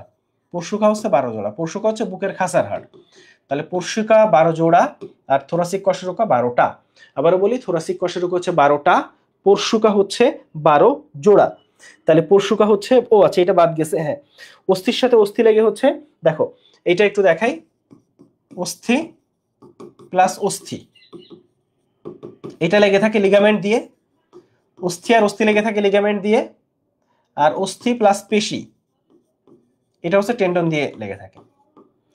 মানে ব্যাপারটা কিরকম, যে ধরো হাড়ের সাথে, ধরো তোমার এখানে হাড় আছে, হাড়ের সাথে মাংস আছে না, তো হাড়ের সাথে মাংস তো একেবারে এমন না যে চাপ দিয়ে লাগানো, তো হাড়ের সাথে মাংসর একটা জয়েন্ট আছে, এই জয়েন্টটা হচ্ছে টেন্ডন, এবং ওইটা টান দিলে ওই জিনিসটা ইয়া হয়। হ্যাঁ, তো অস্থি আর পেশির জয়েন্টকে বলে, মানে যেটা দিয়ে যুক্ত সেটা টেন্ডন, আর দুইটা অস্থিযুক্ত লিগামেন্ট দিয়ে। ধরো এখানে একটা হাড্ডি আছে, এখানে একটা হাড্ডি আছে, এখানে যদি কানেকশন না থাকতো, দুইটা হাড্ডির মধ্যে কানেকশন না থাকলে তো এই হাতের পার্ট দুটো আলাদা করতে পারার কথা, তো যায় না। তাহলে দুইটা হাড্ডি লাগানো, কি দিয়ে লাগানো? লিগামেন্ট দিয়ে লাগানো। আর হাড্ডির সাথে মাংস কি দিয়ে লাগানো? টেন্ডন দিয়ে লাগানো। হাড্ডির সাথে মাংস কি দিয়ে লাগানো ভাইয়া? টেন্ডন দিয়ে লাগানো। আচ্ছা ঠিক আছে, মানব দেহের সবচেয়ে ছোট হাড়ের নাম কি? তোমরা জানো কানে 6টা হাড় আছে, এইখানে 3টা, এইখানে 3টা, সেগুলো হচ্ছে ম্যালিয়াস, ইনকাস, স্টেপিস। সেগুলা কি কি ভাইয়া বলছি? ম্যালিয়াস, ইনকাস, স্টেপিস, সেগুলো হচ্ছে ভাইয়া ম্যালিয়াস, ইনকাস, স্টেপিস। তাহলে এই যে বোনসগুলো আমরা বললাম, এই বোনসগুলা ভুল করা যাবে না। তাহলে ম্যালিয়াস, ইনকাস, স্টেপিস, তাহলে সবচেয়ে ছোট হাড় হচ্ছে স্টেপিস, এবং স্টেপিসের সাথে যুক্ত হচ্ছে একটা পেশি আছে স্টেপিডিয়াস, স্টেপিডিয়াস। তাহলে এটা হচ্ছে মানবদেহের সবচেয়ে ছোট পেশি। স্টেপিডিয়াস হচ্ছে মানবদেহের সবচেয়ে ছোট পেশি। আবারও বলি, স্টেপিডিয়াস হচ্ছে মানবদেহের সবচেয়ে ছোট পেশি। আচ্ছা, দেহের সবচেয়ে শক্তিশালী পেশি কোনটা বলো? দেহের সবচেয়ে শক্তিশালী পেশি হচ্ছে জিহ্বা। দেহের সবচেয়ে শক্তিশালী পেশি হচ্ছে জিহ্বা। আর কোন পেশি ক্লান্ত হয় না? হৃৎপেশি কখনো ক্লান্ত হয় না, হৃৎপেশি কখনো ক্লান্ত হয় না। আর আমাদের দেহে মোট পেশি আছে, ঐচ্ছিক পেশি আছে 656টা। আমাদের দেহে মোট ঐচ্ছিক পেশি আছে 56টা। শক্তিশালী পেশি জিহ্বা, সবচেয়ে ছোট পেশি, আর ক্লান্ত হয় না হৃৎপেশি, ক্লান্ত হয় না হৃৎপেশি। আর স্টেপিস হচ্ছে তোমার সবচেয়ে ছোট অস্থি, সবচেয়ে ছোট অস্থি। আমাকে সবাই কমেন্ট করে বলবা দেহের সবচেয়ে বড় হাড্ডি কোনটা? সবাই কমেন্ট করে বলবা আমাদের দেহের সবচেয়ে বড় হাড় কোনটা, সবাই বলো। ডেল্টয়েড রিজ কোন স্থির শনাক্তকারী বৈশিষ্ট্য? ডেল্টয়েড রিজ বলো, হিউমেরাস নাকি ফিমার? সহজ করে দিলাম, দুইটার একটা, হিউমেরাস। হিউমেরাস সম্পর্কে সামান্য একটু তথ্য জানতে হবে, খুব বেশি না, অল্প একটু তথ্য তাইলেই হবে। যেমন এইটা হচ্ছে তোমার হিউমেরাস, এটা ধরো তোমার হিউমেরাস, ঠিক আছে, এটা ধরো তোমার হিউমেরাস। হিউমেরাসে এইখানে ধরো অ্যানাটমিক্যাল গ্রিবা আছে, ঠিক তার নিচে আছে সার্জিক্যাল গ্রিবা, তাইলে এটা হচ্ছে অ্যানাটমিক্যাল গ্রিবা, আর নিচে আছে সার্জিক্যাল গ্রিবা। এখানে ভঙ্গুর এই জায়গাটা প্রচুর ভেঙে যায় এবং এখানে প্রচুর সার্জারি করা লাগে, তাই এটার নাম সার্জিক্যাল গ্রিবা। আর এখানে আছে ডেল্টয়েড পেশি সংযুক্তির জন্য ডেল্টয়েড রিজ, তাহলে এখানে আছে ডেল্টয়েড মাসল সংযুক্তির জন্য ডেল্টয়েড রিজ। আর এখানে দুইটা ফসা আছে আসলে, করোনয়েড ফসা আর ওলেকেরনন ফসা, আর একটা হচ্ছে ওলেক্রেনন ফসা। তাহলে এখানে দুইটা ফসা আছে, করোনয়েড ফসা, ওলেক্রেনন ফসা, দুইটা ফসা আছে, একটা হচ্ছে করোনয়েড ফসা আর একটা হচ্ছে ওলেক্রেনন ফসা, ঠিক আছে। তাহলে এইটা গেল। এরপরে চলে আসো কোনটা সিসাময়েড অস্থি। তো তোমরা জানো পায়ের বাটিকে বলে হচ্ছে প্যাটেলা, তো প্যাটেলা হচ্ছে সিসাময়েড অস্থি। সিসাময়েড অস্থি সেটা যেটা তৈরি হয় পেশির টেন্ডন থেকে, যেটা পেশির টেন্ডন থেকে তৈরি হয় সেটা হচ্ছে সিসাময়েড, যেটা পেশির টেন্ডন থেকে তৈরি হয়। কি বললাম? যেই অস্থিটা তৈরি হয় পেশির টেন্ডন থেকে, সেইটাকে বলা হয় হচ্ছে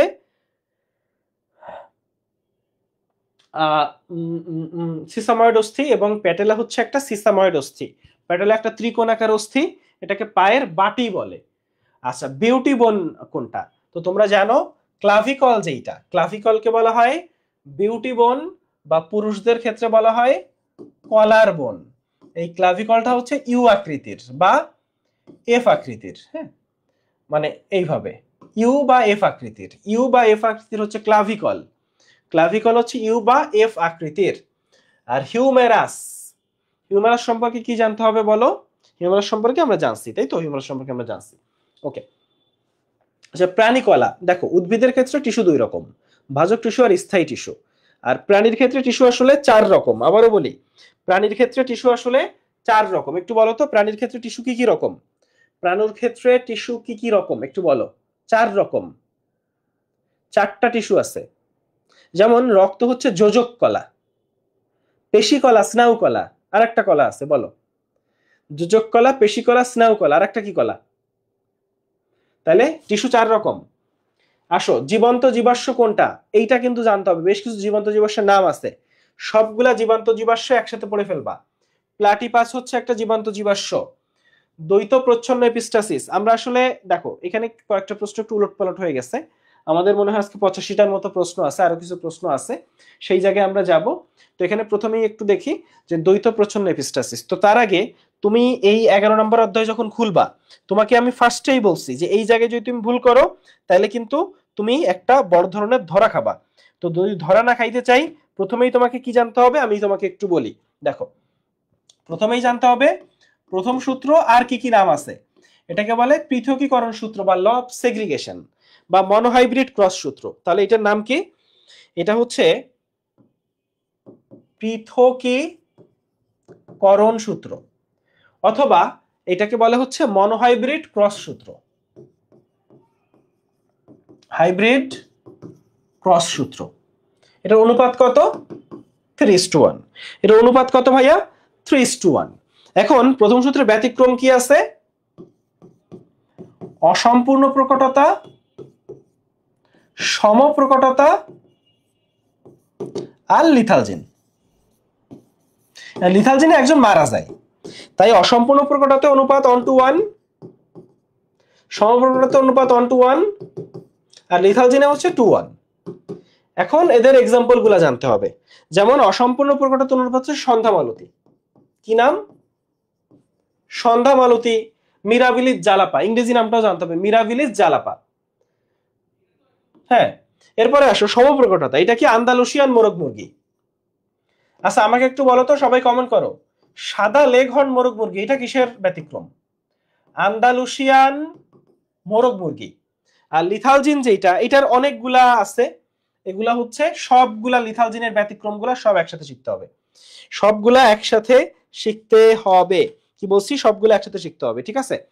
তো এই অসম্পূর্ণ প্রকটতার জন্য দায়ী জিনকে ইন্টারমিডিয়েট জিন বলে। অসম্পূর্ণ প্রকটতার জন্য দায়ী জিনকে কি জিন বলে? ইন্টারমিডিয়েট জিন, ইন্টারমিডিয়েট জিন বলে। আর লিথালজিন আবিষ্কার করছে কে? কুয়েনো, ফরাসি জিন তত্ত্ববিদ কুয়েনো আবিষ্কার করছে। কোথায় আবিষ্কার করছে? হলুদ ইঁদুরে। কোথায় আবিষ্কার করছে? হলুদ ইঁদুরে। এবং এখানে যেটা হয়, এটা হচ্ছে হলুদ ইঁদুরে এটা আবিষ্কার করছে। কোথায় আবিষ্কার করছে? লিথালজিনের যে এক্সাম্পল গুলা, সেই এক্সাম্পল গুলো তোমাকে অবশ্যই জানতে হবে। তাহলে অসম্পূর্ণ প্রকটতার জন্য দায়ী জিন ইন্টারমিডিয়েট জিন, অনুপাত 1:1।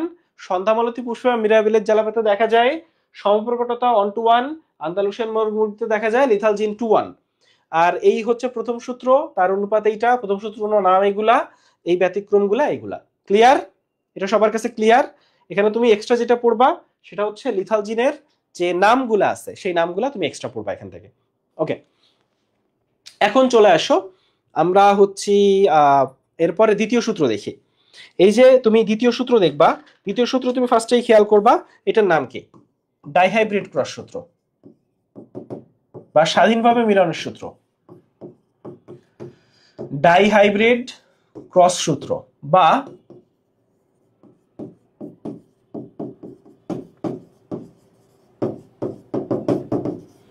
তাহলে দ্বিতীয় সূত্র হচ্ছে ডাইহাইব্রিড ক্রস সূত্র বা স্বাধীনভাবে মিলনের সূত্র, অনুপাত হচ্ছে 9331। এন্ড ব্যতিক্রমগুলা কি ভাইয়া? ব্যতিক্রমগুলা হচ্ছে প্রকট এপিস্টাসিস,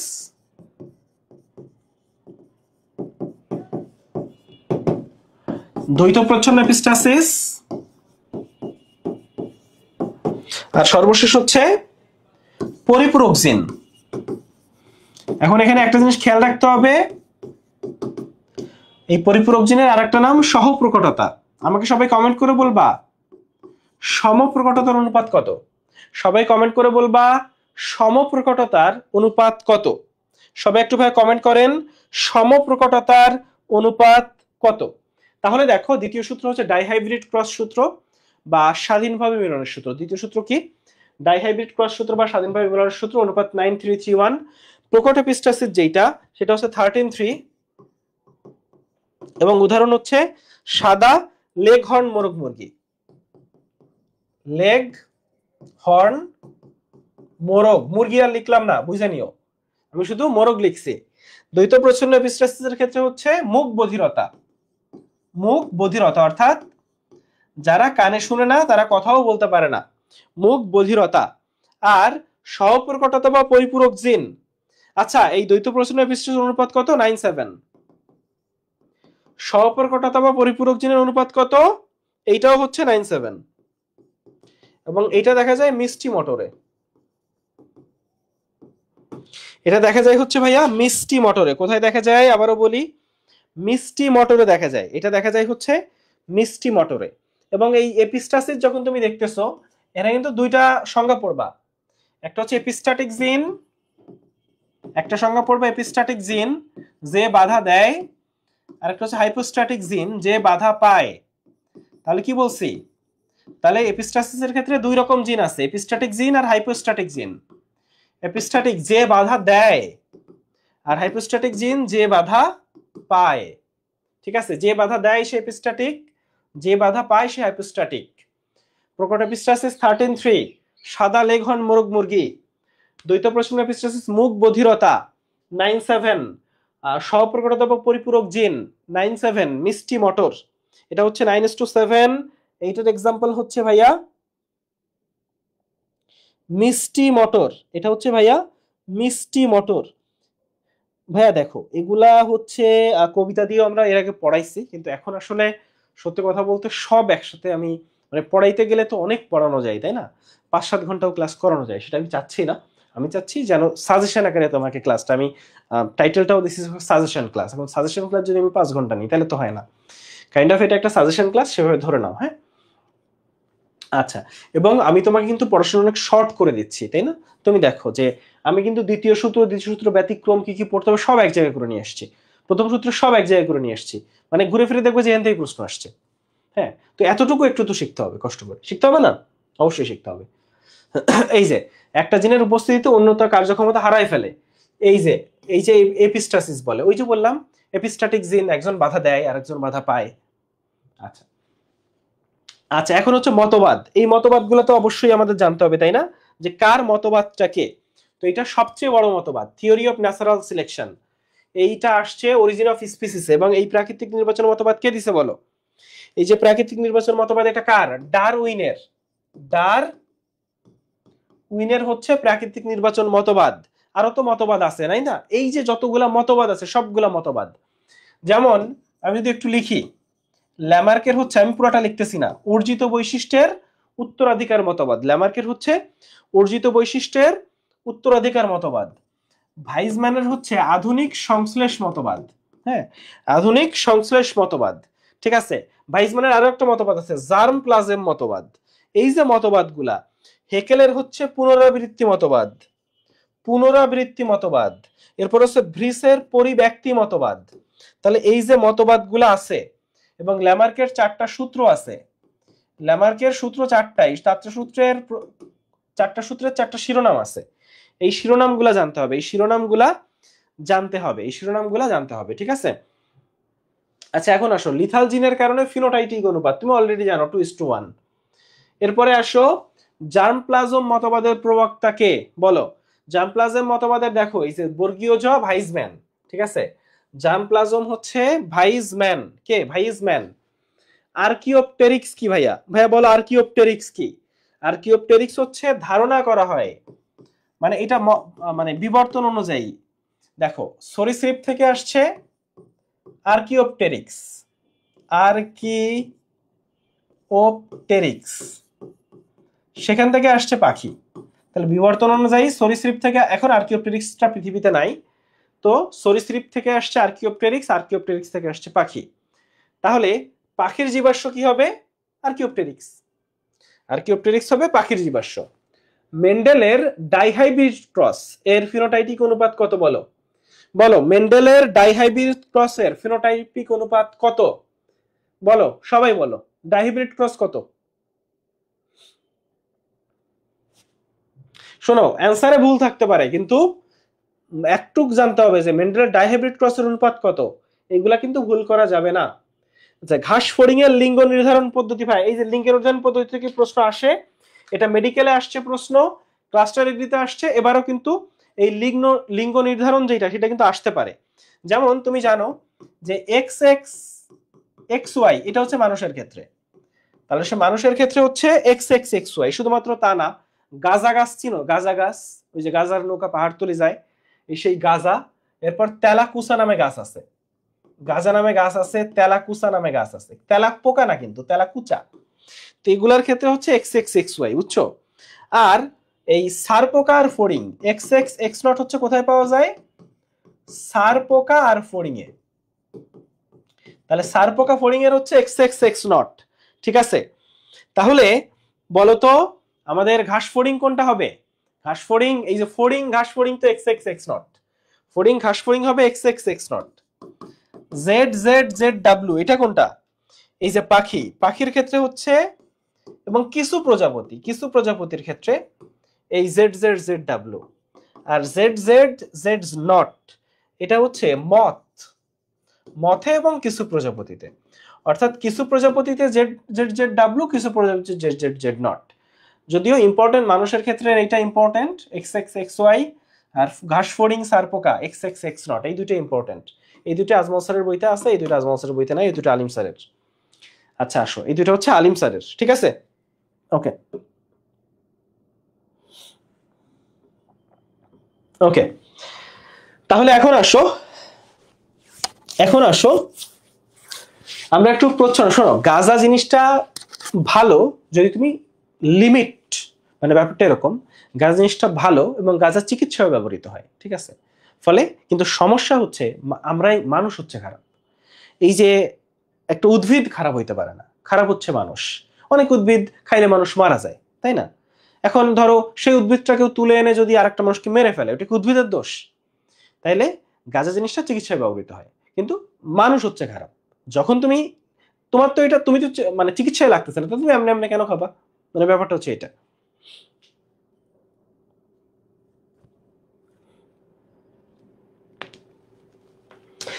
আচ্ছা, তাহলে প্রচ্ছন্ন লিথাল জিন, আরে সবাই পারে, দেখছো সবাই পারে। তাহলে এটা হচ্ছে লিথাল জিন, হোমোজাইগাস অবস্থায় জীবের মৃত্যু ঘটায়। জীবের প্রকাশিত লক্ষণ, তাহলে জিনোটাইপ ফিনোটাইপ ব্যাকক্রস টেস্ট ক্রস, চারটা সংখ্যা পড়বা। জিনোটাইপ ফিনোটাইপ মানে জিনের গঠন হচ্ছে জিনোটাইপ, বাহ্যিক বৈশিষ্ট্য ফিনোটাইপ, আর ব্যাকক্রস আর টেস্ট ক্রস, চারটা সংখ্যা পড়বা। তাহলে জিনোটাইপ ফিনোটাইপ ব্যাকক্রস টেস্ট ক্রস। চার প্রকোষ্ঠ বিশিষ্ট সরীসৃপ, এটা কিন্তু আমরা অলরেডি পড়ে আসছি অলরেডি, যে কার প্রকোষ্ঠ কয়টা। তো কুমিরের প্রকোষ্ঠ হচ্ছে চারটা, কুমিরের প্রকোষ্ঠ হচ্ছে চারটা। কুমিরের প্রকোষ্ঠ কয়টা? চারটা প্রকোষ্ঠ আছে কুমিরের, আবারও বলি, চারটা প্রকোষ্ঠ হচ্ছে কুমিরের। রঙিন, আচ্ছা সোজা বাংলায় এত চিন্তা করার দরকার নেই, সাদা লেঘন মোরগ মুরগি এটা কোন ব্যতিক্রম? একটু আগে পড়াইছি, সবাই কমেন্ট করো। এখানে সমস্যা হচ্ছে উত্তর দিয়ে দিছি, আজকে উত্তর দেওয়া উচিত হয় নাই। সাদা লেঘন মোরগ মুরগি এটা কিসের ব্যতিক্রম বলো? সাদা লেঘন মোরগ মুরগি এটা কোন ব্যতিক্রম? দ্বৈত প্রচ্ছন্ন এপিস্টাসিসের অনুপাত কত? দ্বৈত প্রচ্ছন্ন এপিস্টাসিসের অনুপাত কত বলো? দ্বৈত প্রচ্ছন্ন এপিস্টাসিসের অনুপাত কত? মাত্র শিখে আসছি, এই মাত্র শিখাইছি। দেখছো ঘুরে ফিরে কি আসছে? আমি তোমাকে বলছি চারটা সংজ্ঞা পড়বা, টেস্ট ক্রস, ব্যাক ক্রস আর ফিনোটাইপ জিনোটাইপ। দেখছো এবার চলে আসছে ব্যাক ক্রসের সংজ্ঞা। দেখো নরমালি হয় কি, যে বাচ্চা কাচ্চার ইয়া হয়, মানে বাবা মায়ের থেকে হয় বাচ্চা কাচ্চা, বাচ্চা কাচ্চাতে হয় নাতি নাতনি। এখন যদি কোনোভাবে বা উল্টা দিকে ক্রস হয়, বাবা মায়ের সাথে ক্রস হয়, সেটা হচ্ছে ব্যাকক্রস। এটা হচ্ছে ব্যাকক্রস। সমপ্রকটতার ক্ষেত্রে F2 যৌনুর ভাই, এটা হচ্ছে সমপ্রকটতার অনুপাত। অলরেডি তুমি জানো সমপ্রকটতার অনুপাত কত। তাহলে আমি তোমাকে জাস্ট বোঝানোর চেষ্টা করছি যে আমি তোমাকে যে প্রথম সূত্রের ব্যতিক্রম, দ্বিতীয় সূত্র ব্যতিক্রম শিখাইছি, কি পরিমাণ প্রশ্ন খালি এই যে একটা থেকে থেকে আসছে, এবং ঘুরে ফিরে এনতেই প্রশ্ন আসে। মজা না জিনিসটা? আচ্ছা, তো কোন জিনোটাইপ সর্বাধিক সংখ্যক গ্যামেট তৈরি করে, এটা বেশ চমৎকার একটা প্রশ্ন। তো এখানে আসলে জিনিসটা কি আমি তোমাকে বলি। দেখো, এখানে তোমার গ্যামিট হয় দুইটা, এ আর আর, এর কম্বিনেশনে। কারণ এইখানে ছোট হাতের এ আছে, বড় হাতের এ কিন্তু নাই। আর বড় হাতের আর ছোট হাতের আর আছে। তাহলে ছোট হাতের এর সাথে ছোট হাতের আর দিতে পারবা, ছোট হাতের এর সাথে বড় হাতের আর দিতে পারবা, মানে এখানে দুইটা গ্যামিট সম্ভব। ক্লিয়ার জিনিসটা? এই এতে, তাহলে এতে দুইটা গ্যামিট সম্ভব।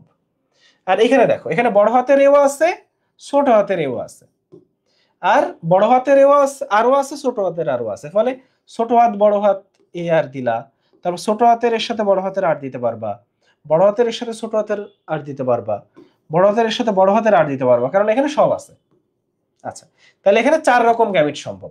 আচ্ছা, এখানে দেখো, বড় হাতের এও আছে, ছোট হাতের এও আছে, কিন্তু আর শুধু বড় হাতের, তাহলে আর আর, ফলে এখানে 2 রকম গ্যামিট সম্ভব।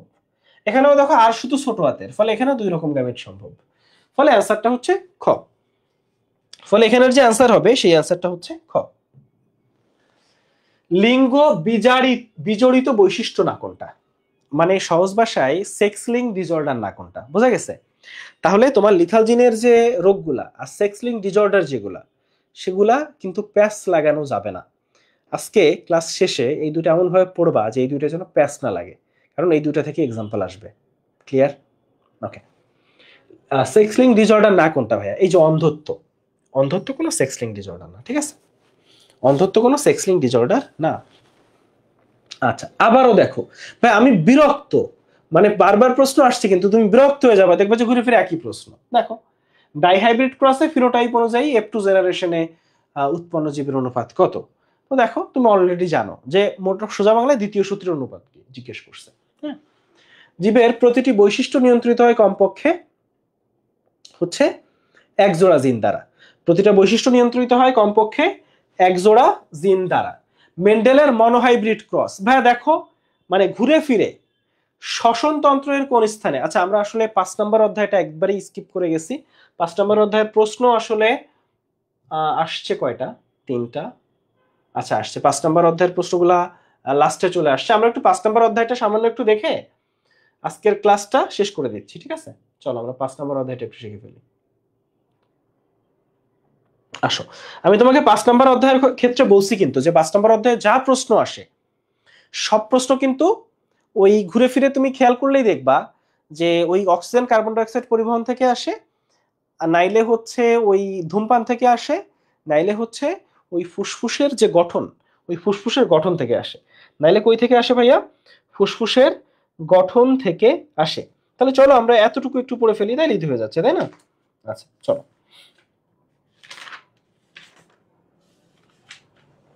দেখো, শ্বসনতন্ত্রে কোন স্থানে গ্যাসের বিনিময় ঘটে? ভাইয়া, ফুসফুসে গ্যাসের বিনিময় ঘটে। এখন ফুসফুসের কোন জায়গায়? ফুসফুসের গঠন ও কাজের একক অ্যালভিওলাস, এবং এই অ্যালভিওলাসেই হচ্ছে বিনিময় ঘটে, গ্যাসের বিনিময় ঘটে। আর এগুলা হচ্ছে তোমার শ্বসন নালীর অংশ। অ্যালভিওলাসইও একমাত্র ফুসফুসের অংশ, ঠিক আছে? ওকে, এখন আসো, অ্যাডামস অ্যাপেল কোথায়? তো এই জায়গাটা আমরা মোটামুটি সবাই জানি যে আমাদের এই যে গলা, এই গলায় কি আছে ভাইয়া বলো? এই গলায় আছে এই যে ল্যারিংস বলে, এটাকে বলে, এই যে গলার এই অংশটাকে বলে ল্যারিংস। এই ল্যারিংসের নাম হচ্ছে স্বরযন্ত্র, এবং এই স্বরযন্ত্রে আছে হচ্ছে অ্যাডামস অ্যাপেল। তো অ্যাডামস অ্যাপেল কি? গলার একটা অংশ একটু উঁচু আছে না, তোমার সবার গলায় একটা অংশ উঁচু আছে, এটাকে অ্যাডামস অ্যাপেল বলে। আমাকে সবাই কমেন্ট করে বলবা এই গলার এই অংশটা উঁচু, এটাকে কেন, মানে এটা কি একটা তরুণাস্থির জন্য এই গলার এই অংশটা উঁচু, সেই তরুণাস্থিটার নাম কি? সবাই একটু আমাকে কমেন্ট করে বলো, সেই যে তরুণাস্থি, সেই তরুণাস্থিটার নাম কি? সেই তরুণাস্থিটার নাম কি? এখন এইটা তো আমরা জানলাম, তাই না? যে এবং আরেকটা জিনিস একটু বলি, ল্যারিংস, এবং এই ল্যারিংসের উপর একটা ঢাকনা থাকে। এই যে ল্যারিংস, ধরো এটা একটা ল্যারিংস, এখানে স্বর তৈরি হয়, ভোকাল কর্ড থাকে, সেখান থেকে স্বর তৈরি হয়। এখানে একটা অংশ উঁচু এবং ল্যারিংসের উপরে একটা ঢাকনা থাকে যেটার নাম এপিগ্লটিস। ল্যারিংসের উপরে একটা ঢাকনা থাকে, ঢাকনাটার নাম কি? এপিগ্লটিস। ল্যারিংসের উপরে একটা ঢাকনা থাকে, ঢাকনাটার নাম হচ্ছে এপিগ্লটিস। এখন আমার ফুসফুস নিয়ে যদি কথা বলি, ফুসফুসের গঠন ও কাজের একক কি? অ্যালভিওলাস। আচ্ছা গেল অ্যালভিওলাস। অ্যালভিওলাস চুপসে যায় না কেন? অ্যালভিওলাস চুপসে যায় না কেন? সারফেক্ট্যান্ট, সারফেক্ট্যান্টের জন্য। তাহলে সারফেক্ট্যান্টের জন্য ফুসফুসের গঠন ও কাজের একক অ্যালভিওলাস। অ্যালভিওলাস। এই অ্যালভিওলাস চুপসে যায় না সারফেক্ট্যান্টের জন্য। অ্যালভিওলাস চুপসে যায় না কেন? সারফেক্ট্যান্টের জন্য। সারফেক্ট্যান্ট ক্ষরণ শুরু হয় কখন? 23 সপ্তাহ বয়স্ক মানব ভ্রূণে। 23 সপ্তাহ বয়স্ক মানে মায়ের পেটে থাকা অবস্থায় একটা বাচ্চার বয়স যখন 23 সপ্তাহ, তখন সারফেক্ট্যান্ট ক্ষরণ শুরু হয়। সারফেক্ট্যান্টের জন্য অ্যালভিওলাস চুপসে যায় না। এবং এই ফুসফুসের দুইটা আছে, তুমি জানো যে ডান ফুসফুস, বাম ফুসফুস। ডান ফুসফুসে লোব আছে 3টা, বাম ফুসফুসে লোব আছে 2টা। ডান ফুসফুসে লোব আছে 3টা, বাম ফুসফুসে লোব মানে খণ্ড, লোব মানে হচ্ছে খণ্ড। আর ডান ফুসফুসে সেগমেন্ট আছে 10টা, আর বাম ফুসফুসে সেগমেন্ট আছে 8টা। মনে থাকবে ফুসফুসের একক হচ্ছে অ্যালভিওলাস। সারফেক্ট্যান্ট থাকায় অ্যালভিওলাস চুপসে যায় না। 23 সপ্তাহ বয়সে প্রথম সারফেক্ট্যান্ট ক্ষরণ শুরু হয়। ল্যারিংসের উপরে ঢাকনা থাকে, ঢাকনাটার নাম এপিগ্লটিস। আর ল্যারিংসকে স্বরযন্ত্র বলে। এটা হচ্ছে থাইরয়েড তরুণাস্থির জন্য হচ্ছে এইটা, এই অবস্থা, তাই তো? আচ্ছা, আরেকটা জিনিস একটু বলি, ল্যারিংসের পরেই আছে ট্রাকিয়া। ল্যারিংসের পরেই আছে ট্রাকিয়া। ট্রাকিয়া কেন চুপসে যায় না? ট্রাকিয়া কেন চুপসে যায় না? তাহলে সবাই একটু বলো, ট্রাকিয়া কেন চুপসে যায় না? ট্রাকিয়াতে সি আকৃতির হায়ালিন তরুণাস্থি থাকে। ট্রাকিয়াতে 16 থেকে 20টা সি আকৃতির হায়ালিন তরুণাস্থি থাকে। ট্রাকিয়াতে 16 থেকে 20টা সি আকৃতির হায়ালিন তরুণাস্থি থাকে, তাই ট্রাকিয়া চুপসে যায় না। তাই ট্রাকিয়া হচ্ছে চুপসে যায় না। ফুসফুসের আবরণ কি? প্লুরা। ফুসফুসের আবরণ হচ্ছে প্লুরা। ফুসফুসের আবরণ প্লুরা। ফুসফুসের খণ্ড ডান বাম 2টা ফুসফুস। ডানে 3টা লোব আছে, 10টা সেগমেন্ট আছে। বামে 2টা লোব আছে, 8টা সেগমেন্ট আছে। আর এই হচ্ছে মোটামুটি কিছু তথ্য। এই হচ্ছে মোটামুটি। আচ্ছা, ফুসফুস কি দিয়ে তৈরি? স্কোয়ামাস এপিথেলিয়াম দিয়ে তৈরি। ফুসফুস হচ্ছে স্কোয়ামাস। ফুসফুস হচ্ছে স্কোয়ামাস এপিথেলিয়াম দিয়ে তৈরি। ফুসফুস কি দিয়ে তৈরি? Squamous epithelium. ফুসফুস হচ্ছে স্কোয়ামাস এপিথেলিয়াম দিয়ে তৈরি। ফুসফুস স্কোয়ামাস এপিথেলিয়াম দিয়ে তৈরি। জুলজির ক্লাসের পিডিএফ এই যে ক্লাসটা আমি করাচ্ছি এই ক্লাসের হচ্ছে ইসে আমি দিয়ে দিব, ঠিক আছে? ফুসফুসের ক্যান্সারের জন্য দায়ী কোনটা? ভাই রেডন। আচ্ছা, এখানে এই যে ফুসফুসের ক্যান্সার, এটা তো ধূমপান, তাই না? ধূমপানের জন্য। এখন এই ধূমপানে কি কি থাকে এইটা একটু তোমাকে জানতে হবে ফার্স্টে, হ্যাঁ? যে ধূমপানে মানে সিগারেটে, তুমি সিগারেট খাচ্ছ, সিগারেটে কি কি থাকে? সিগারেটে থাকে নিকোটিন, টার, ঠিক আছে, এগুলো আছে ক্যান্সার করে। নিকোটিন টার কিসের জন্য দায়ী? ক্যান্সারের জন্য দায়ী। আরো অনেক কিছু থাকে, নিকোটিন থাকে, টার থাকে, কার্বন মনোক্সাইড থাকে। কার্বন মনোক্সাইডকে নীরব ঘাতক বলে। মিথেন থাকে, HCl থাকে, অ্যামোনিয়া থাকে, আর্সেনিক থাকে, ঠিক আছে? এগুলো সিগারেটের উপাদান, কোনোটাই সুবিধার না, তাই না? Arsenic, carbon monoxide, methane, HCl, ammonia, nicotine, টার, যারা ক্যান্সারের জন্য দায়ী। এছাড়া রেডনের জন্য ক্যান্সার হয়। এই তো। মানুষের ফুসফুসে কতগুলো অ্যালভিওলাই থাকে বলো? 400 থেকে 500 মিলিয়ন অ্যালভিওলাই থাকে। একজন মানুষের ফুসফুসে 400 থেকে 500 মিলিয়ন অ্যালভিওলাই থাকে। আচ্ছা, অ্যালভিওলাসের মধ্যে অক্সিজেনের চাপ কত? এটা কিন্তু দেখো অ্যালভিওলাস আর এখানে আছে রক্তনালী। এই অ্যালভিওলাসের মধ্যে অক্সিজেনের চাপ কত? এখন এটা 100, তোমার বইতে আছে 106, তাই তো? তোমার বইতে কত আছে? তোমার বইতে আছে হচ্ছে 106। তো এখানে যদি 106 থাকে তাহলে 100। আমি বলছি যে তোমার কাছাকাছি যেটা সেটা তুমি দাগাবা, তাই না? যে তোমার বইতে 106 আছে, তুমি কি দাগাবা? ভাই তুমি 100 দাগাবা, এই তো। আচ্ছা, ঠিক আছে। হিমোগ্লোবিন কিসের জন্য লাল হয়? আয়রনের জন্য। হিমোগ্লোবিনে হিমে থাকে আয়রন। আচ্ছা গেল। আচ্ছা, তাইলে এখানে আর যে জিনিসটা পড়বা সেটা হচ্ছে অক্সিজেন আর কার্বন ডাই অক্সাইড পরিবহন। তুমি অলরেডি জানো যে অক্সিজেন এবং আমি যদি বলি যে ধরো এটা অ্যালভিওলা, এটা একটা অ্যালভিওলাস, এখানে আছে রক্ত, হ্যাঁ, তো এই অ্যালভিওলাস থেকে এই রক্তনালীতে ব্যাপনের মাধ্যমে অক্সিজেন এবং কার্বন ডাই অক্সাইডের বিনিময় হয়। তো ধরো অক্সিজেন এই অ্যালভিওলাস থেকে রক্তনালীতে আসলো, রক্তনালী থেকে কোষে যায়, এটা কেমনে যায়? বা একটা কোষের ভিতরে যে বিক্রিয়া হয়, এই বিক্রিয়া হয়ে কার্বন ডাই অক্সাইড তৈরি হয়, সেই কার্বন ডাই অক্সাইডকে আপনার রক্তনালীর মাধ্যমে ফুসফুসে আসে। অর্থাৎ কার্বন ডাই অক্সাইড হচ্ছে কোষ থেকে রক্তনালীর মাধ্যমে ফুসফুসে আসে, অক্সিজেন অ্যালভিওলাস থেকে রক্তনালীর মাধ্যমে কোষে যায়। তো এইটা অক্সিজেন কিভাবে পরিবাহিত? অক্সিজেন দুইভাবে পরিবাহিত হয়। অক্সিজেন হচ্ছে ভৌত দ্রবণ রূপে পরিবাহিত হয়, আর একটা রাসায়নিক যৌগ রূপে পরিবাহিত হয়। রাসায়নিক যৌগ রূপে আসলে অক্সি হিমোগ্লোবিন হিসেবে পরিবাহিত হয়। কিভাবে? অক্সি হিমোগ্লোবিন, এটার নাম হচ্ছে অক্সি হিমোগ্লোবিন। এবং তুমি জানো যে অক্সি হিমোগ্লোবিন হচ্ছে একটা শিথিল রাসায়নিক যৌগ। আবারও বলি, এই যে অক্সি হিমোগ্লোবিন, এটা হচ্ছে একটা শিথিল রাসায়নিক যৌগ। অক্সি হিমোগ্লোবিন আর এই যে কার্বন ডাই অক্সাইড তো পরিবাহিত হয়, এটা তিন ভাবে পরিবাহিত হইতে পারে, তিন ভাবে। ভৌত দ্রবণ রূপে মাত্র 5% পরিবাহিত হয়। এরপরে হচ্ছে কার্বামিনো যৌগ রূপে। কার্বামিনো, আচ্ছা কার্বামিনো মানে কি বলতো? এই যে কার্বামিনো বলছে, কার্বামিনো মানে কি জানো? এটা কার্বামিনো হিমোগ্লোবিন বলে, কার্বামিনো হিমোগ্লোবিন। তো কার্বা মানে হচ্ছে কার্বন ডাই অক্সাইড, আর মিনো মানে হচ্ছে অ্যামিনো, এই যে NH2, আর হিমোগ্লোবিন মানে তো হিমোগ্লোবিন। আচ্ছা তুমি তো জানো হিমোগ্লোবিন কিন্তু চারটা একসাথে থাকে সবসময়। এই যে হিমোগ্লোবিন সবসময় এই চারটা হিমোগ্লোবিন একসাথে থাকে। এই মানে এটা হচ্ছে একটা মানে একটা অণু, মানে একটা একক, চারটা হিমোগ্লোবিন মিলে একটা একক তৈরি হয়, এর সাথে চারটা অক্সিজেন যুক্ত হয়, এর সাথে চারটা অক্সিজেন যুক্ত হয়, বুঝছো?